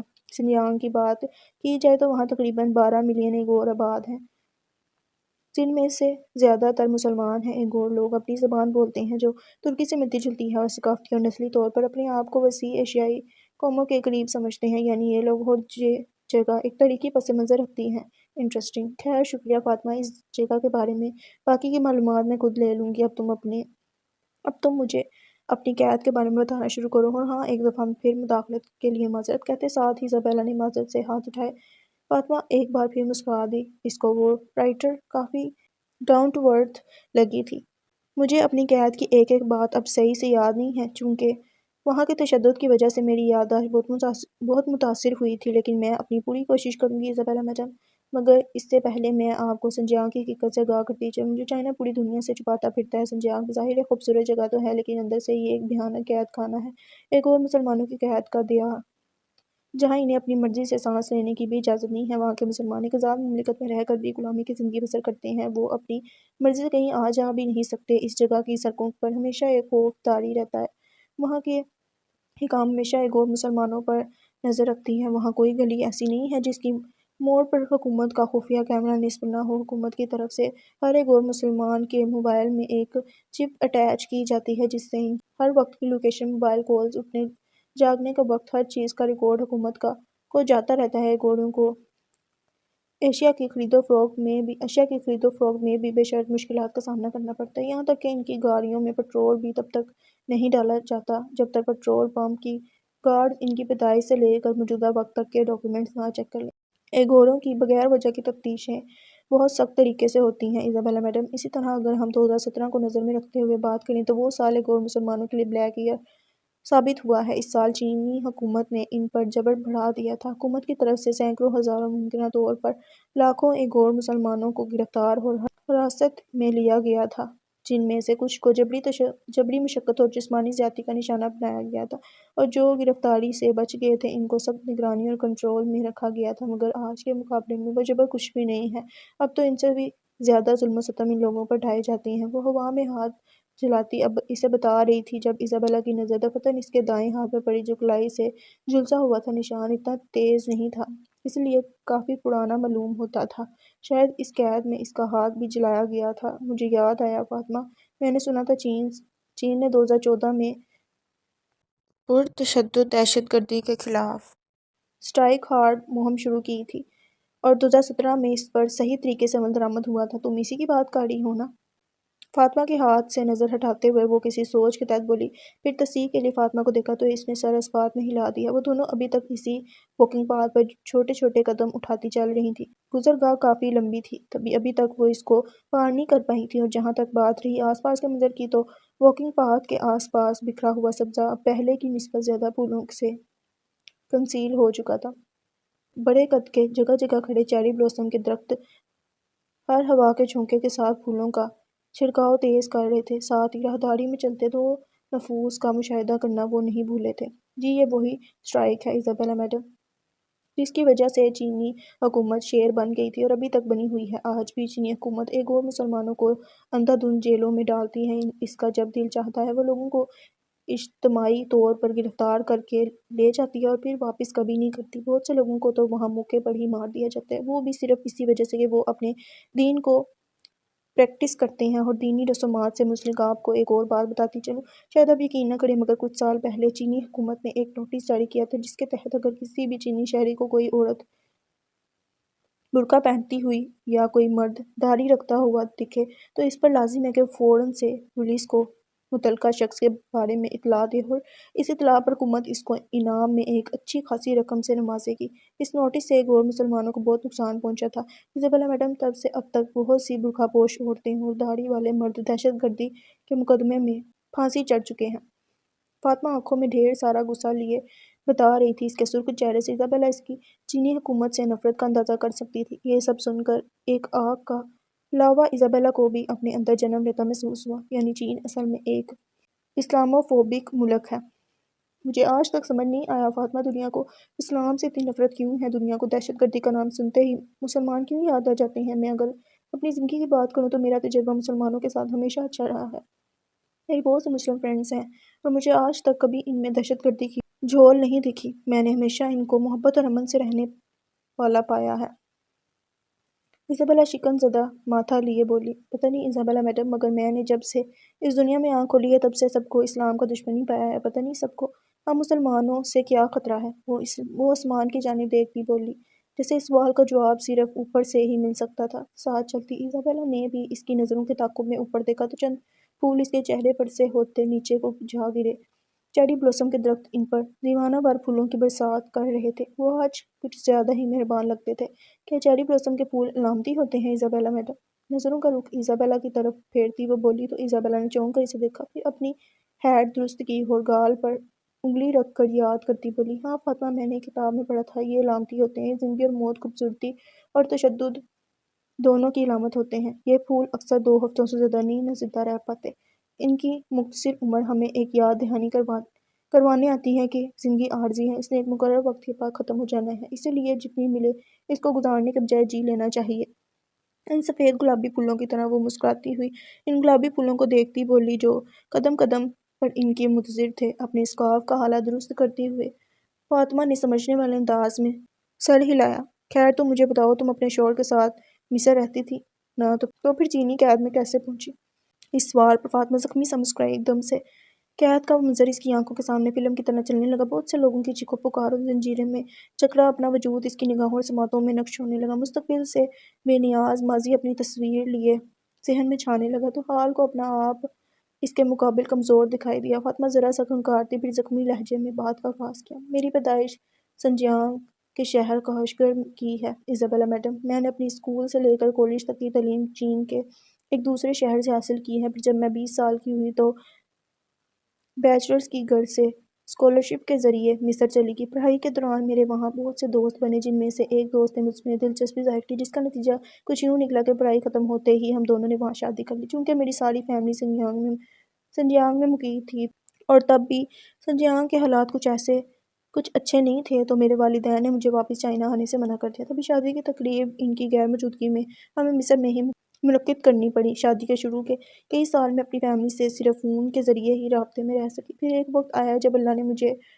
ٹرپلٹس سے نوازا۔ اس کی اطلاع جب میرے والدین کو ملی تو ان سے رہا نہ گیا اور انہوں نے مجھے بچوں کو زنجیانگ لانے کا کہا۔ وہ ان سے ملنا چاہتے تھے۔ ان کے بہت اصرار پر میں بھی انکار نہ کر سکی۔ آخر کو مجھے بھی ایک عرصہ ہو گیا تھا اپنی فیملی سے ملے ہوئے۔ پھر جب بچے 3 ماہ کے ہوئے تو میں ان کو لے کر چائنا کے لیے روانہ ہو گئی۔ میرے شوہر ویزا نہ لگنے کی وجہ سے ہمارے ساتھ نہیں جا سکے، اس لیے مجھے بچوں کے ہمراہ اکیلے جانا پڑا۔ مجھے آج بھی یاد ہے انہوں نے مجھے اور بچوں کو ہنستے مسکراتے ایئرپورٹ پر سی آف کیا تھا۔ ان کے لیے اداس ہونے کے بجائے میں تب بہت خوش تھی۔ آخر کو اتنے سالوں بعد اپنے والدین سے جو ملنے کو جا رہی تھی، سب کچھ بہت بہترین چل رہا تھا۔ میں ایک خوبصورت صبح کی امید لے کر جہاز میں سوار ہوئی تھی، مگر جیسے جیسے جہاز چائنا کی حدود میں داخل ہوتا گیا، ماحول کی فضا میں تناؤ بڑھتا گیا۔ میری اچھی صبح کی امید اسی لمحے ٹوٹ گئی جب زنجیانگ ایئرپورٹ پر مجھے چھوٹے بچوں سمیت روک لیا گیا، صرف اسی بنا پر کہ میرا پاسپورٹ چائنا کا تھا اور میرے بچوں کا مصر کا۔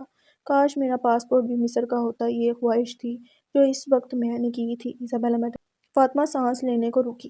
پھر کیا ہوا فاطمہ؟ ایزابیلا کو تجسس ہوا۔ پھر فاطمہ اس کو دیکھتی اداسی سے مسکرائی، لب بولنے کے لیے کھولے مگر وہ تھر تھرانے لگی۔ ایزابیلا نے اس کے لبوں کی یہ جنبش بہت غور سے دیکھی تھی۔ کچھ ایسا تھا جو لبوں سے ادا ہونے میں تکلیف دے رہا تھا۔ فاطمہ نے پھر بھی ہمت جوڑتے ہوئے بات کا تسلسل جوڑا۔ پھر یہ ہوا ایزابیلا میڈم کہ میری سنجیانگ میں پیدائش اور مذہب کے اسلام ہونے پر ایئرپورٹ میں کھڑے کھڑے مجھے بلیک لسٹ کر دیا گیا۔ میرے 3 ماہ کے تینوں بچوں کو مجھ سے لے لیا گیا اور 4 گھنٹے کی پوچھ گچھ کے بعد میرے ہاتھوں میں ہتھکڑیاں اور چہرے پر سیاہ تھیلا پہنا دیا گیا۔ میری آنکھوں کے آگے سب سیاہ ہونے کے بعد مجھے ایک قید میں لے جایا گیا جس کو دنیا چین کے ری ایجوکیشن کیمپس کے نام سے جانتی ہے، مگر حقیقت میں وہ کوئی تربیتی ادارے نہیں ہیں، وہ حراستی کیمپس ہیں، یہ غیر مسلمانوں کے لیے قید خانے۔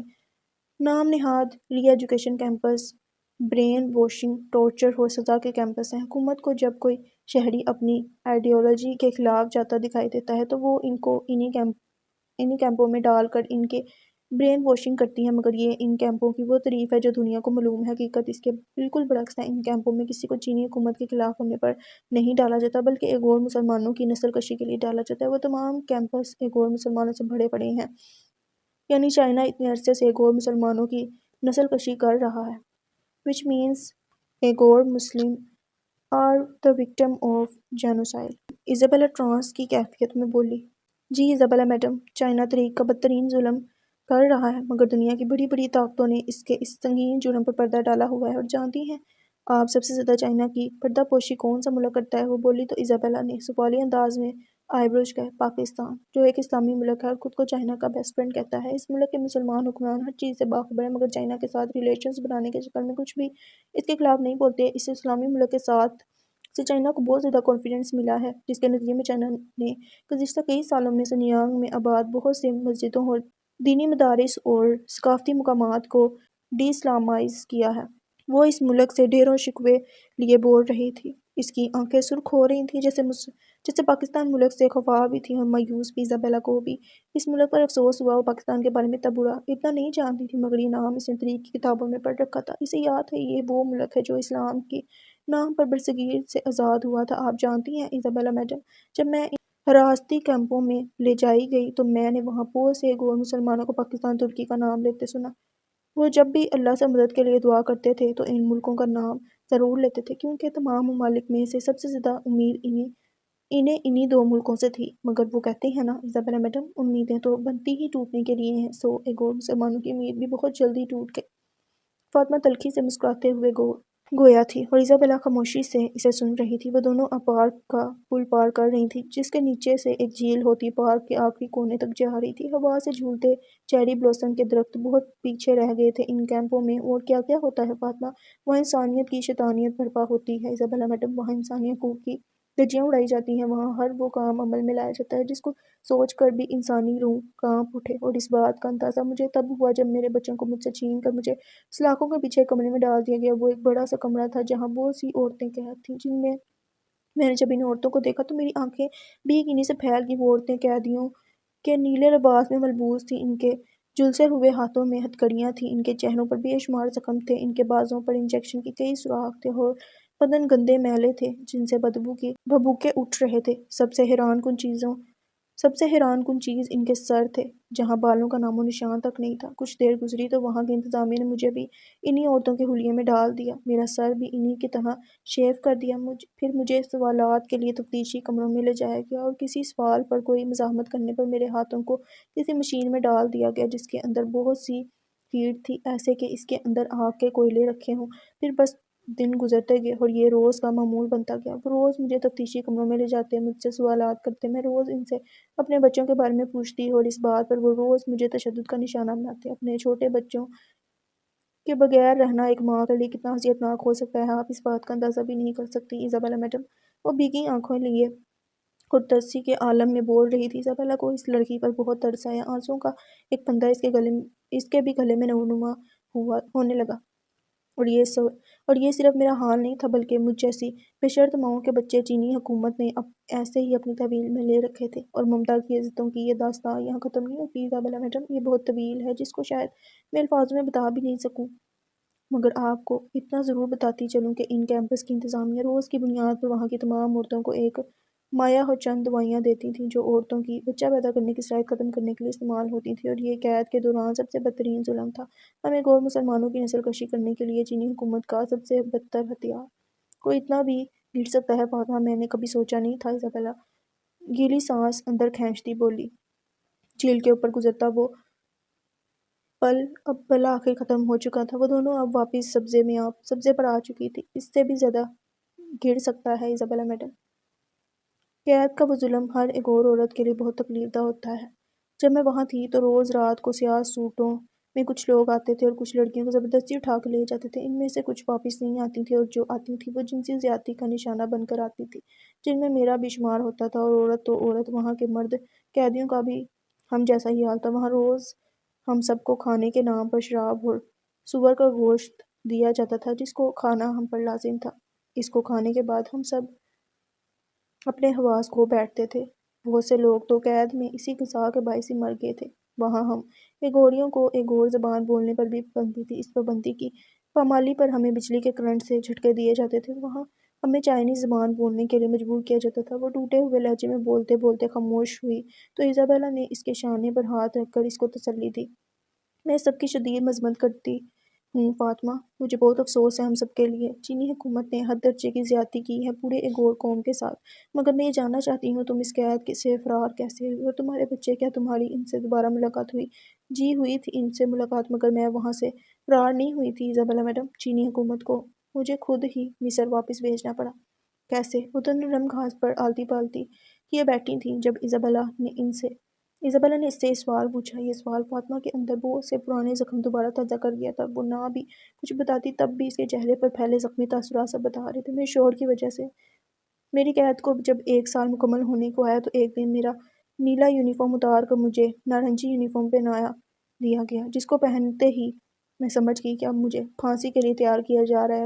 پولیس آفیسر نے مجھے دہشت گرد کہتے ہوئے موت کے 3 آپشنز دیے، ایک یہ کہ میں گولی کھا لوں، اور ایک ہی دفعہ مر جاؤں، اور یہ سب سے آسان موت تھی مگر مہنگی بھی۔ اس گولی کے لیے مجھے مرنے سے پہلے ہی ایک بھاری رقم حکومت کو ادا کرنی ہوگی، چونکہ وہ گولی جس رائفل سے ماری جائے گی وہ بہت مہنگی تھی۔ دوسرا آپشن یہ تھا کہ میں حکومت کو اپنے جسم کے سارے اعضاء نکالنے دوں اور کسی ہسپتال میں ڈونیٹ کرنے دوں، جبکہ تیسرا آپشن تھا زہریلی دوائیوں کا، جن کو کھانے کا مطلب تھا تڑپ تڑپ کر مرنا۔ وہ لوگ مجھ سے تیسری موت چنوا رہے تھے، مگر انہیں نہیں معلوم تھا موت کبھی بھی کسی کی مرضی کی نہیں دی جاتی، وہ رب دیتا ہے اپنی مرضی کی بھی اور اپنی مرضی سے بھی، کیونکہ وہی زندگی اور موت کا مالک ہے، اور رب کو اس وقت میرا جینا منظور تھا، اس لیے ڈیتھ پینلٹی کے وقت ہی میری موت روک دی گئی۔ کچھ پولیس آفیسر اسی وقت کیمپ میں داخل ہوئے، میری ہتھکڑیاں کھول کر مجھے اپنے ساتھ تھانے لے گئے۔ وہاں داخل ہوتے ہی بہت سے مصری ایمبیسی کے لوگوں کے ہمراہ مجھے اپنا شوہر دکھا۔ وہ مجھے لینے آیا تھا۔ یہ وہ منظر تھا جس کی میں 1 سال تک راہ تکتی رہی تھی۔ موت کے منہ سے نکل کر اپنے شوہر کو اتنے عرصے بعد دیکھنا میرے لیے ایک بہت بڑا معجزہ تھا ایزابیلا میڈم۔ اس نے نم آنکھوں اور مسکراتے لبوں سے اپنے اور اپنے شوہر کے ملاپ کا بتایا تو ایزابیلا نے بالآخر ایک سکون کا سانس لیا۔ شکر فاطمہ، اپنے شوہر سے دوبارہ مل پائی۔ اور تمہارے بچے فاطمہ؟ ایزابیلا کو رہ کر بچوں کا خیال آ رہا تھا۔ وہ بھی ملے تھے؟ فاطمہ نرم گھاس کو ہاتھوں سے توڑتے ہوئے مدھم سا بولی، پھر ذرا توقف لیا۔ وہ بھی ملے تھے ایزابیلا میڈم۔ ایمبیسی کے زور پر چینی حکومت کو مجھے رہا تو کرنا پڑا، مگر جب ان سے ہم نے بچے واپس مانگے تو پہلے تو انہوں نے کسی بھی بچے کا اپنی تحویل میں ہونے سے انکار کر دیا، مگر پھر ایمبیسی کے دوبارہ پریشر ڈالنے پر مجھے اور میرے شوہر کو ایک ہسپتال لے گئے۔ وہاں پر ہم نے اپنے 2 بچوں کو دیکھا۔ وہ بہت ہی بری حالت میں تھے۔ ان کا جسم کمزوری کے باعث سکڑا ہوا تھا۔ ان کی گردن سے لے کر سر تک ٹانکے لگے ہوئے تھے۔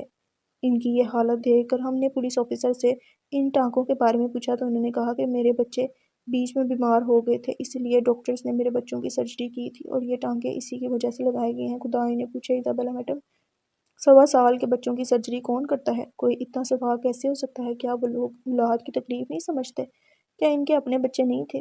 کیا ان کا دل نہیں کانپا میرے چھوٹے چھوٹے بچوں کو تکلیف دے کر؟ وہ پھوٹ پھوٹ کر رو دی۔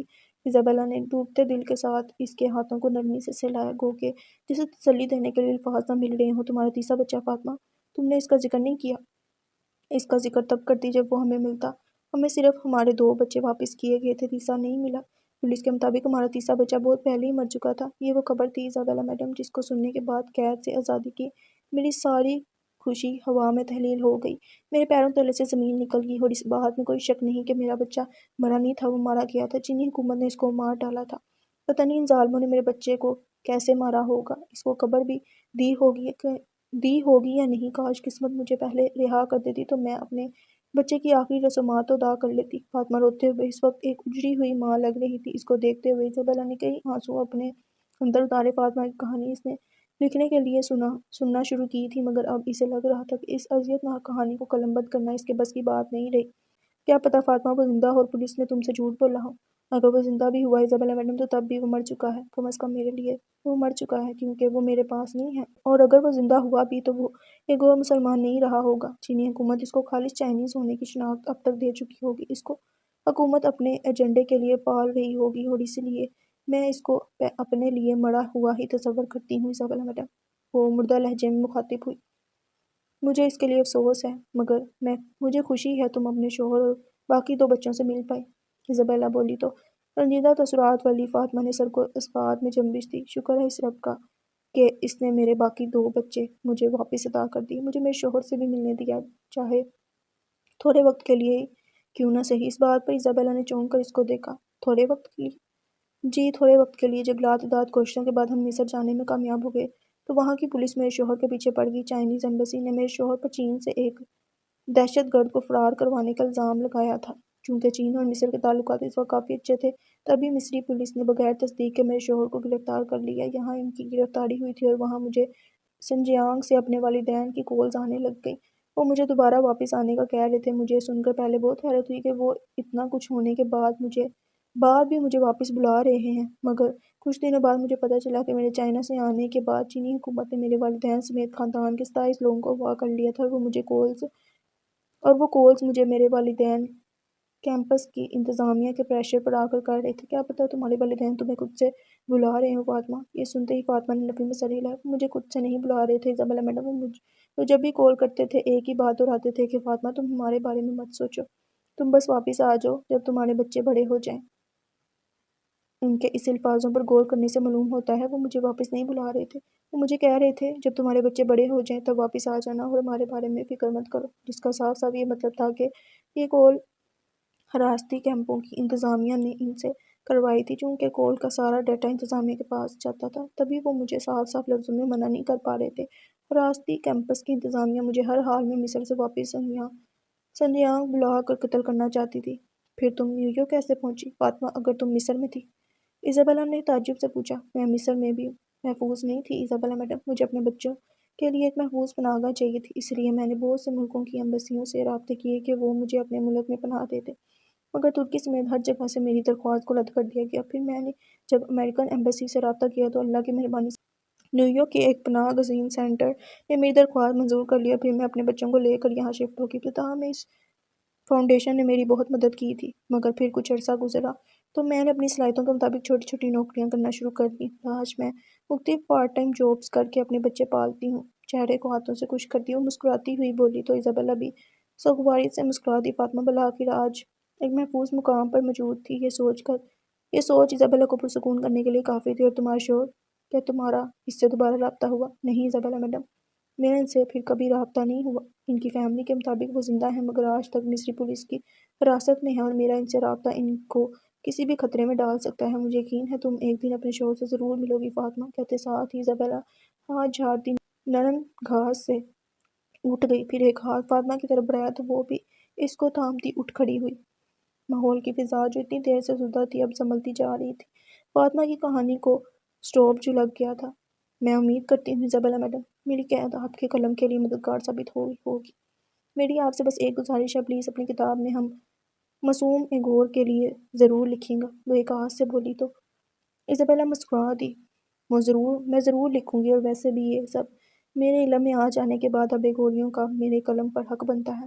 اور بہت شکریہ تمہارے وقت اور تمہاری کہانی کا، میں تہہ دل سے تمہاری مشکور ہوں۔ وہ فاطمہ کا ہاتھ اپنے ہاتھوں میں دباتی نرمی سے کہہ رہی تھی، مجھے خوشی ہوئی میں آپ کے لیے اور جیک صاحب کے لیے کچھ کر سکی۔ اس نے جیک کا نام لیا تو ایزابیلا نے ایک ہاتھ سر پر رکھا جیسے خود کو ہلکی سی چپت ماری ہو۔ اپس، جیک کو تو میں بھول ہی گئی تھی، پتہ نہیں وہ کہاں مارا مارا پھر رہا ہوگا۔ خیر فاطمہ، ایک دفعہ پھر تمہارا بہت شکریہ، تم اب چاہو تو جا سکتی ہو، ورنہ پارک میں انجوائے کرو۔ میں جا رہی ہوں جے کو ڈھونڈنے۔ وہ اس سے مسافے کرتے جلدی جلدی میں بولی، پھر الٹے پیر پیچھے کو لپکی۔ فاطمہ مسکراتے ہوئے اسے جاتا دیکھتی رہی، پھر جیسے ہی وہ چند درختوں کی اوٹ میں غائب ہوئی تو فاطمہ نے بھی اپنے قدموں کا رخ پارک کے عقبی گیٹ کی جانب کر دیا۔ ایزابل تو جا چکی تھی، اب اس کی باری تھی اپنے مسکن کو واپس جانے کی۔ وہ دونوں اپنی طرف سے تو قید کا ایک باب بند کر کے جا رہی تھیں، مگر انہیں کیا خبر، یہاں سے تھوڑے فاصلے پر نصب چیری بلاسم کے درخت ان کی ملاقات کو صدیوں یاد رکھنے والے تھے۔ عارضی چیری بلاسم کے پھول ایک وہ مسلمانوں کی داستان مستقل طور پر اپنے اندر محفوظ کر چکے تھے۔ باب نمبر 4 ملک شام سیرون سول وار کرائسس۔ قلب میں سوز نہیں، روح میں احساس نہیں، کچھ بھی پیغام محمد کا تمہیں پاس نہیں۔ جا کر ہوتے ہیں مساجد میں صف آرا تو غریب، زحمت روزہ جو کرتے ہیں گوارا تو غریب۔ نام لیتا ہے اگر کوئی ہمارا تو غریب، پردہ رکھتا ہے اگر کوئی تمہارا تو غریب۔ عمرہ نشہ دولت میں ہے غافل ہم سے، زندہ ہے ملت زیبا غربا کے دم سے۔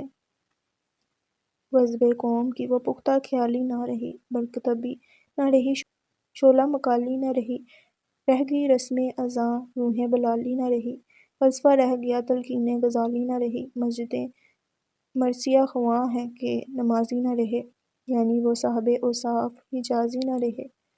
شور ہے ہو گئے دنیا سے مسلماں نابود، ہم یہ کہتے ہیں کہ تھے بھی کہیں مسلم موجود۔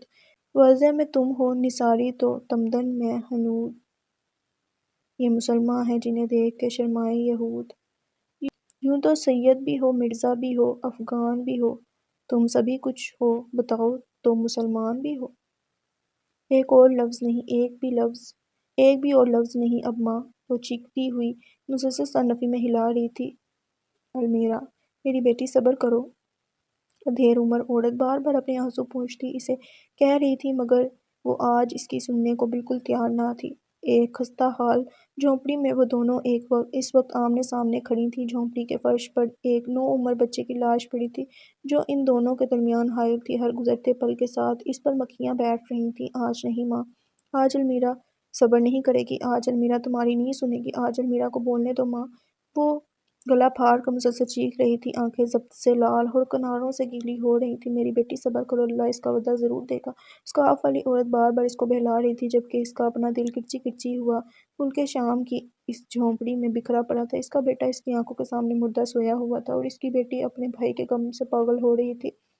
نہیں ماں، آج یہ باتیں نہیں چلیں گی، آج میں تمہاری صبر کی تلقین نہیں سنوں گی۔ میرا باپ جب ایئر اسٹرائیک کا نشانہ بن کر شہید ہوا تھا تب بھی تم نے مجھے یہی کہا تھا، مگر آج نہیں۔ ساتھ ہی اپنے بھائی کی مردہ لاش کو دیکھا جس سے اب بدبو بھی آنے لگی تھی۔ آج ہرگز نہیں ماں، آج میرا اور تمہارا خضر مر گیا ہے ماں، آج مجھے صبر کرنے کا مت کہنا، آج مجھے چیخنے دو ماں، آج مجھے چیخنے دو، پورے شام میں میری چیخیں گونجنے دو۔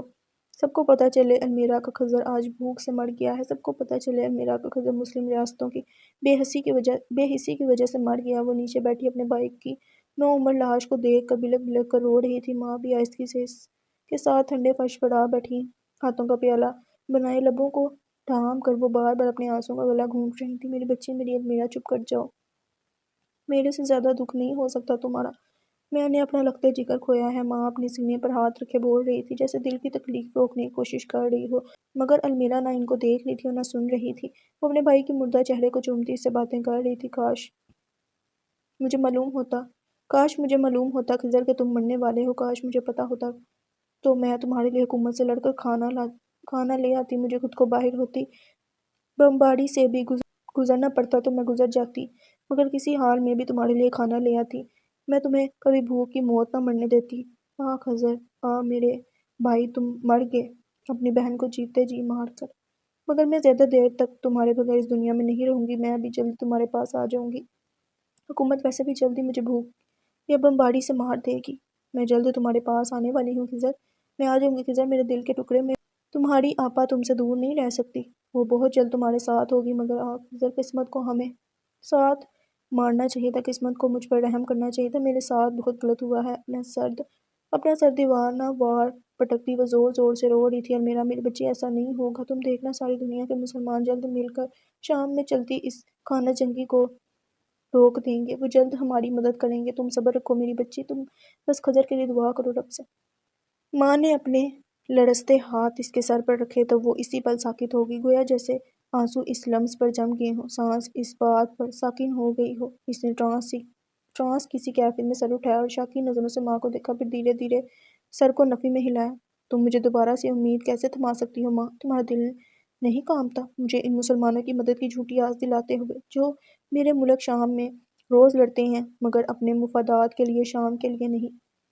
وہ بے یقینی سے ماں کو دیکھتی بولی، وہ ابھی بھی خود غرض اور مفاد پرست مسلمانوں سے امیدیں لگائے بیٹھی تھی۔ کیا ماں تھکتی نہیں تھی؟ ایسا نہیں ہے المیرا، وہ ہمارے اپنے نہیں ہے، وہ ہمارے اپنے ہو ہی نہیں سکتے ماں۔ وہ مطلب پرست قومیں ہیں، وہ بے سواک قومیں ہیں جنہوں نے مغربی دنیا سے اپنے ضمیروں کا سودا کر رکھا ہے۔ وہ ہم پہ کیے ہر ظلم کی ذمہ دار قومیں ہیں، ان کی وجہ سے آج ہمارا ملک، ہمارا گھر، ہمارا دیار جل رہا ہے۔ میرے نزدیک وہ دنیا کی سب سے بری قومیں ہیں ماں، سب سے بری۔ وہ ایک دم سے جوش میں آ کر پھنکاری تھی۔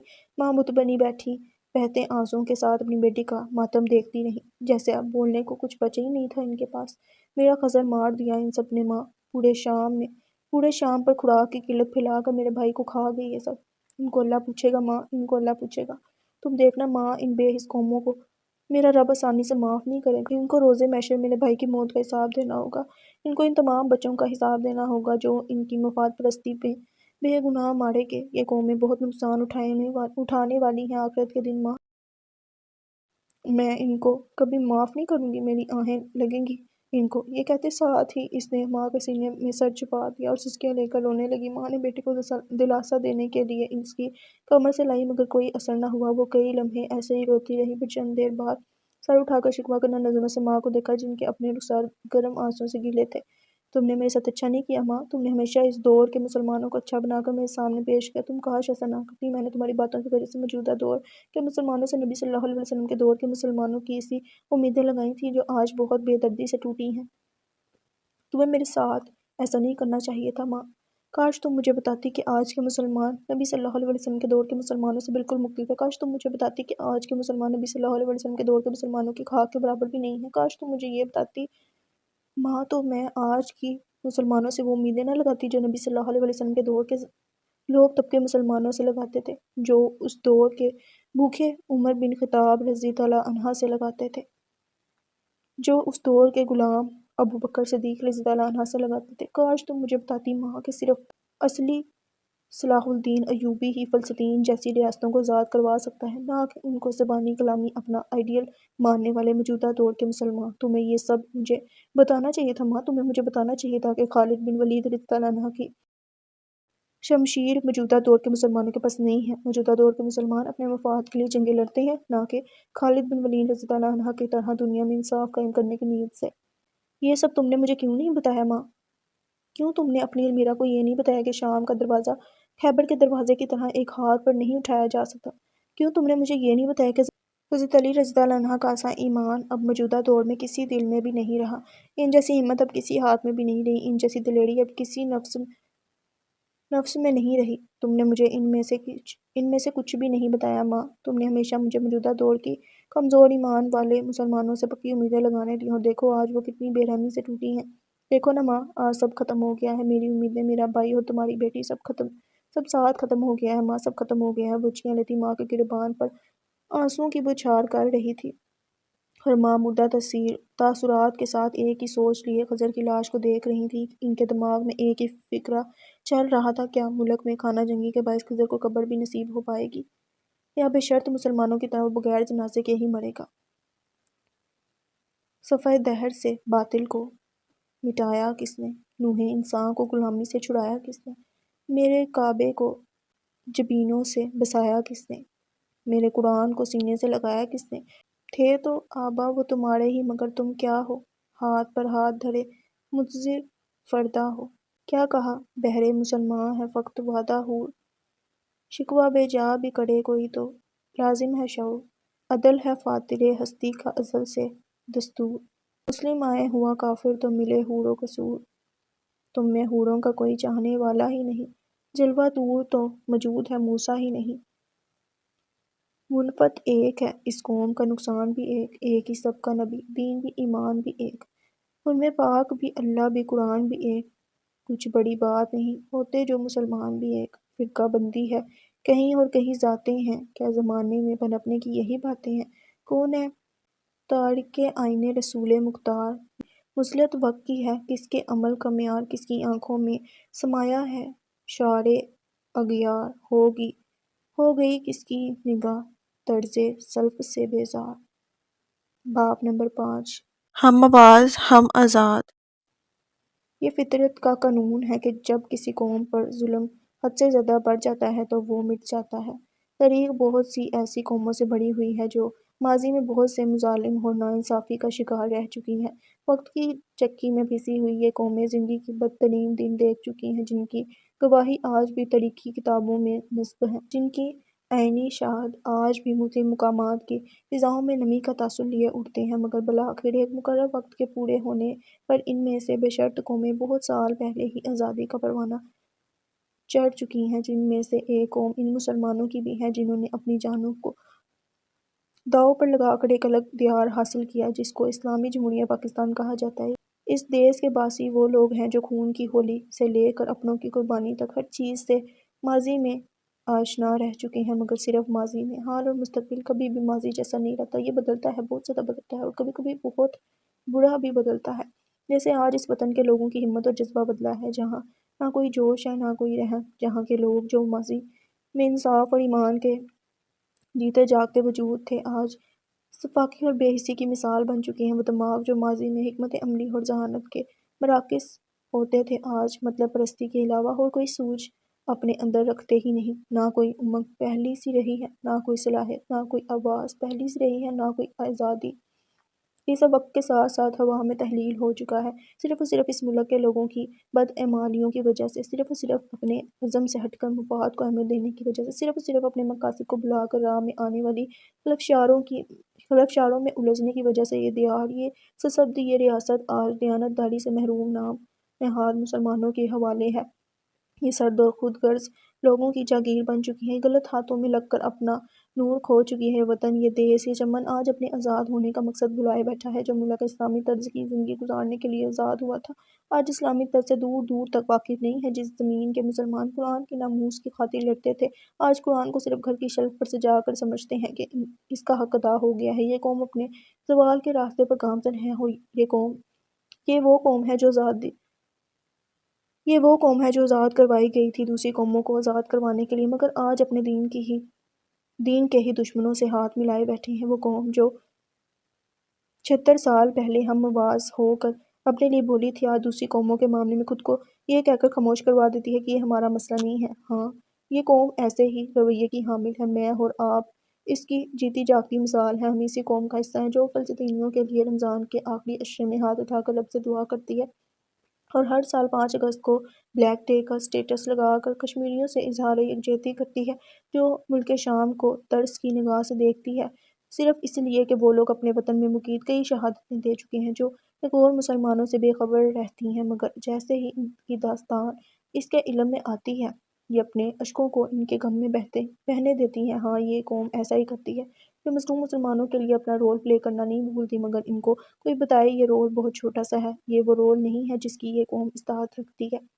کیونکہ یہ قوم اس سے زیادہ طاقت کی حامل ہے۔ یہ قوم الفاظوں کے کھیل سے ہٹ کر عمل رکھنے کی طاقت سے مالا مال ہے۔ یہ قوم ہر وہ چیز کرنے کی صلاحیت رکھتی ہے جو صلاح الدین ایوبی بیت المقدس کو فتح کرنے کے وقت رکھتا تھا، جو خالد بن ولید رضی اللہ عنہ جنگوں کو جیتنے کے وقت رکھتا تھا۔ وہ طاقت، وہ بہادری آج بھی اس قوم میں موجود ہے، مگر وہ ہو کر بھی آنکھوں سے اوجھل ہے، صرف اور صرف ایمان کی کمزوری کی وجہ سے۔ اور جن قوموں کے لوگوں کا ایمان کمزور ہو، وہ اپنے ہی نفسوں کے غلام بن جاتے ہیں۔ ایسی قومیں کبھی خود مختار نہیں بن پاتی اور نہ ہی دوسری قوموں کو آزاد کروا پاتی ہیں، کیونکہ آزادی کی پہلی شرط آواز اٹھانا ہوتی ہے، جو اس قوم کے لوگوں کو بس دبانا آتی ہے۔ یہ قوم اپنی آزادی کو ایک نعمت تک ہی محدود رکھتی ہے، یہ بھلاتے ہوئے کہ آزادی صرف نعمت نہیں ہوتی، یہ آزمائش بھی ہوتی ہے۔ اس قوم کو آزاد کروایا گیا تھا تاکہ یہ دوسری قوموں کو ظالموں کی دیار سے نکال لائے، مگر یہ اپنی مستی میں مدہوش ہو کر اپنی آزمائش فیل کر چکی ہیں۔ نہ یہ اب خود آزاد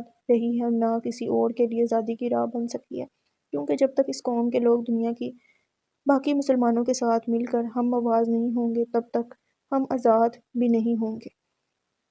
اور تم کو کیا ہوا ہے کہ خدا کی راہ میں اور ان بے بس مردوں اور عورتوں اور بچوں کی خاطر نہیں لڑتے جو دعائیں کیا کرتے ہیں کہ اے پروردگار ہم کو اس شہر سے جس کے رہنے والے ظالم ہیں نکال کر کہیں اور لے جا، اور اپنی طرف سے کسی کو ہمارا حامی بنا اور اپنی ہی طرف سے کسی کو ہمارا مددگار مقرر فرما۔ سورۃ النساء 75 ختم شد۔ سو گائز میں امید کرتی ہوں کہ آپ کو یہ ناول اچھا لگا ہوگا۔ اللہ حافظ۔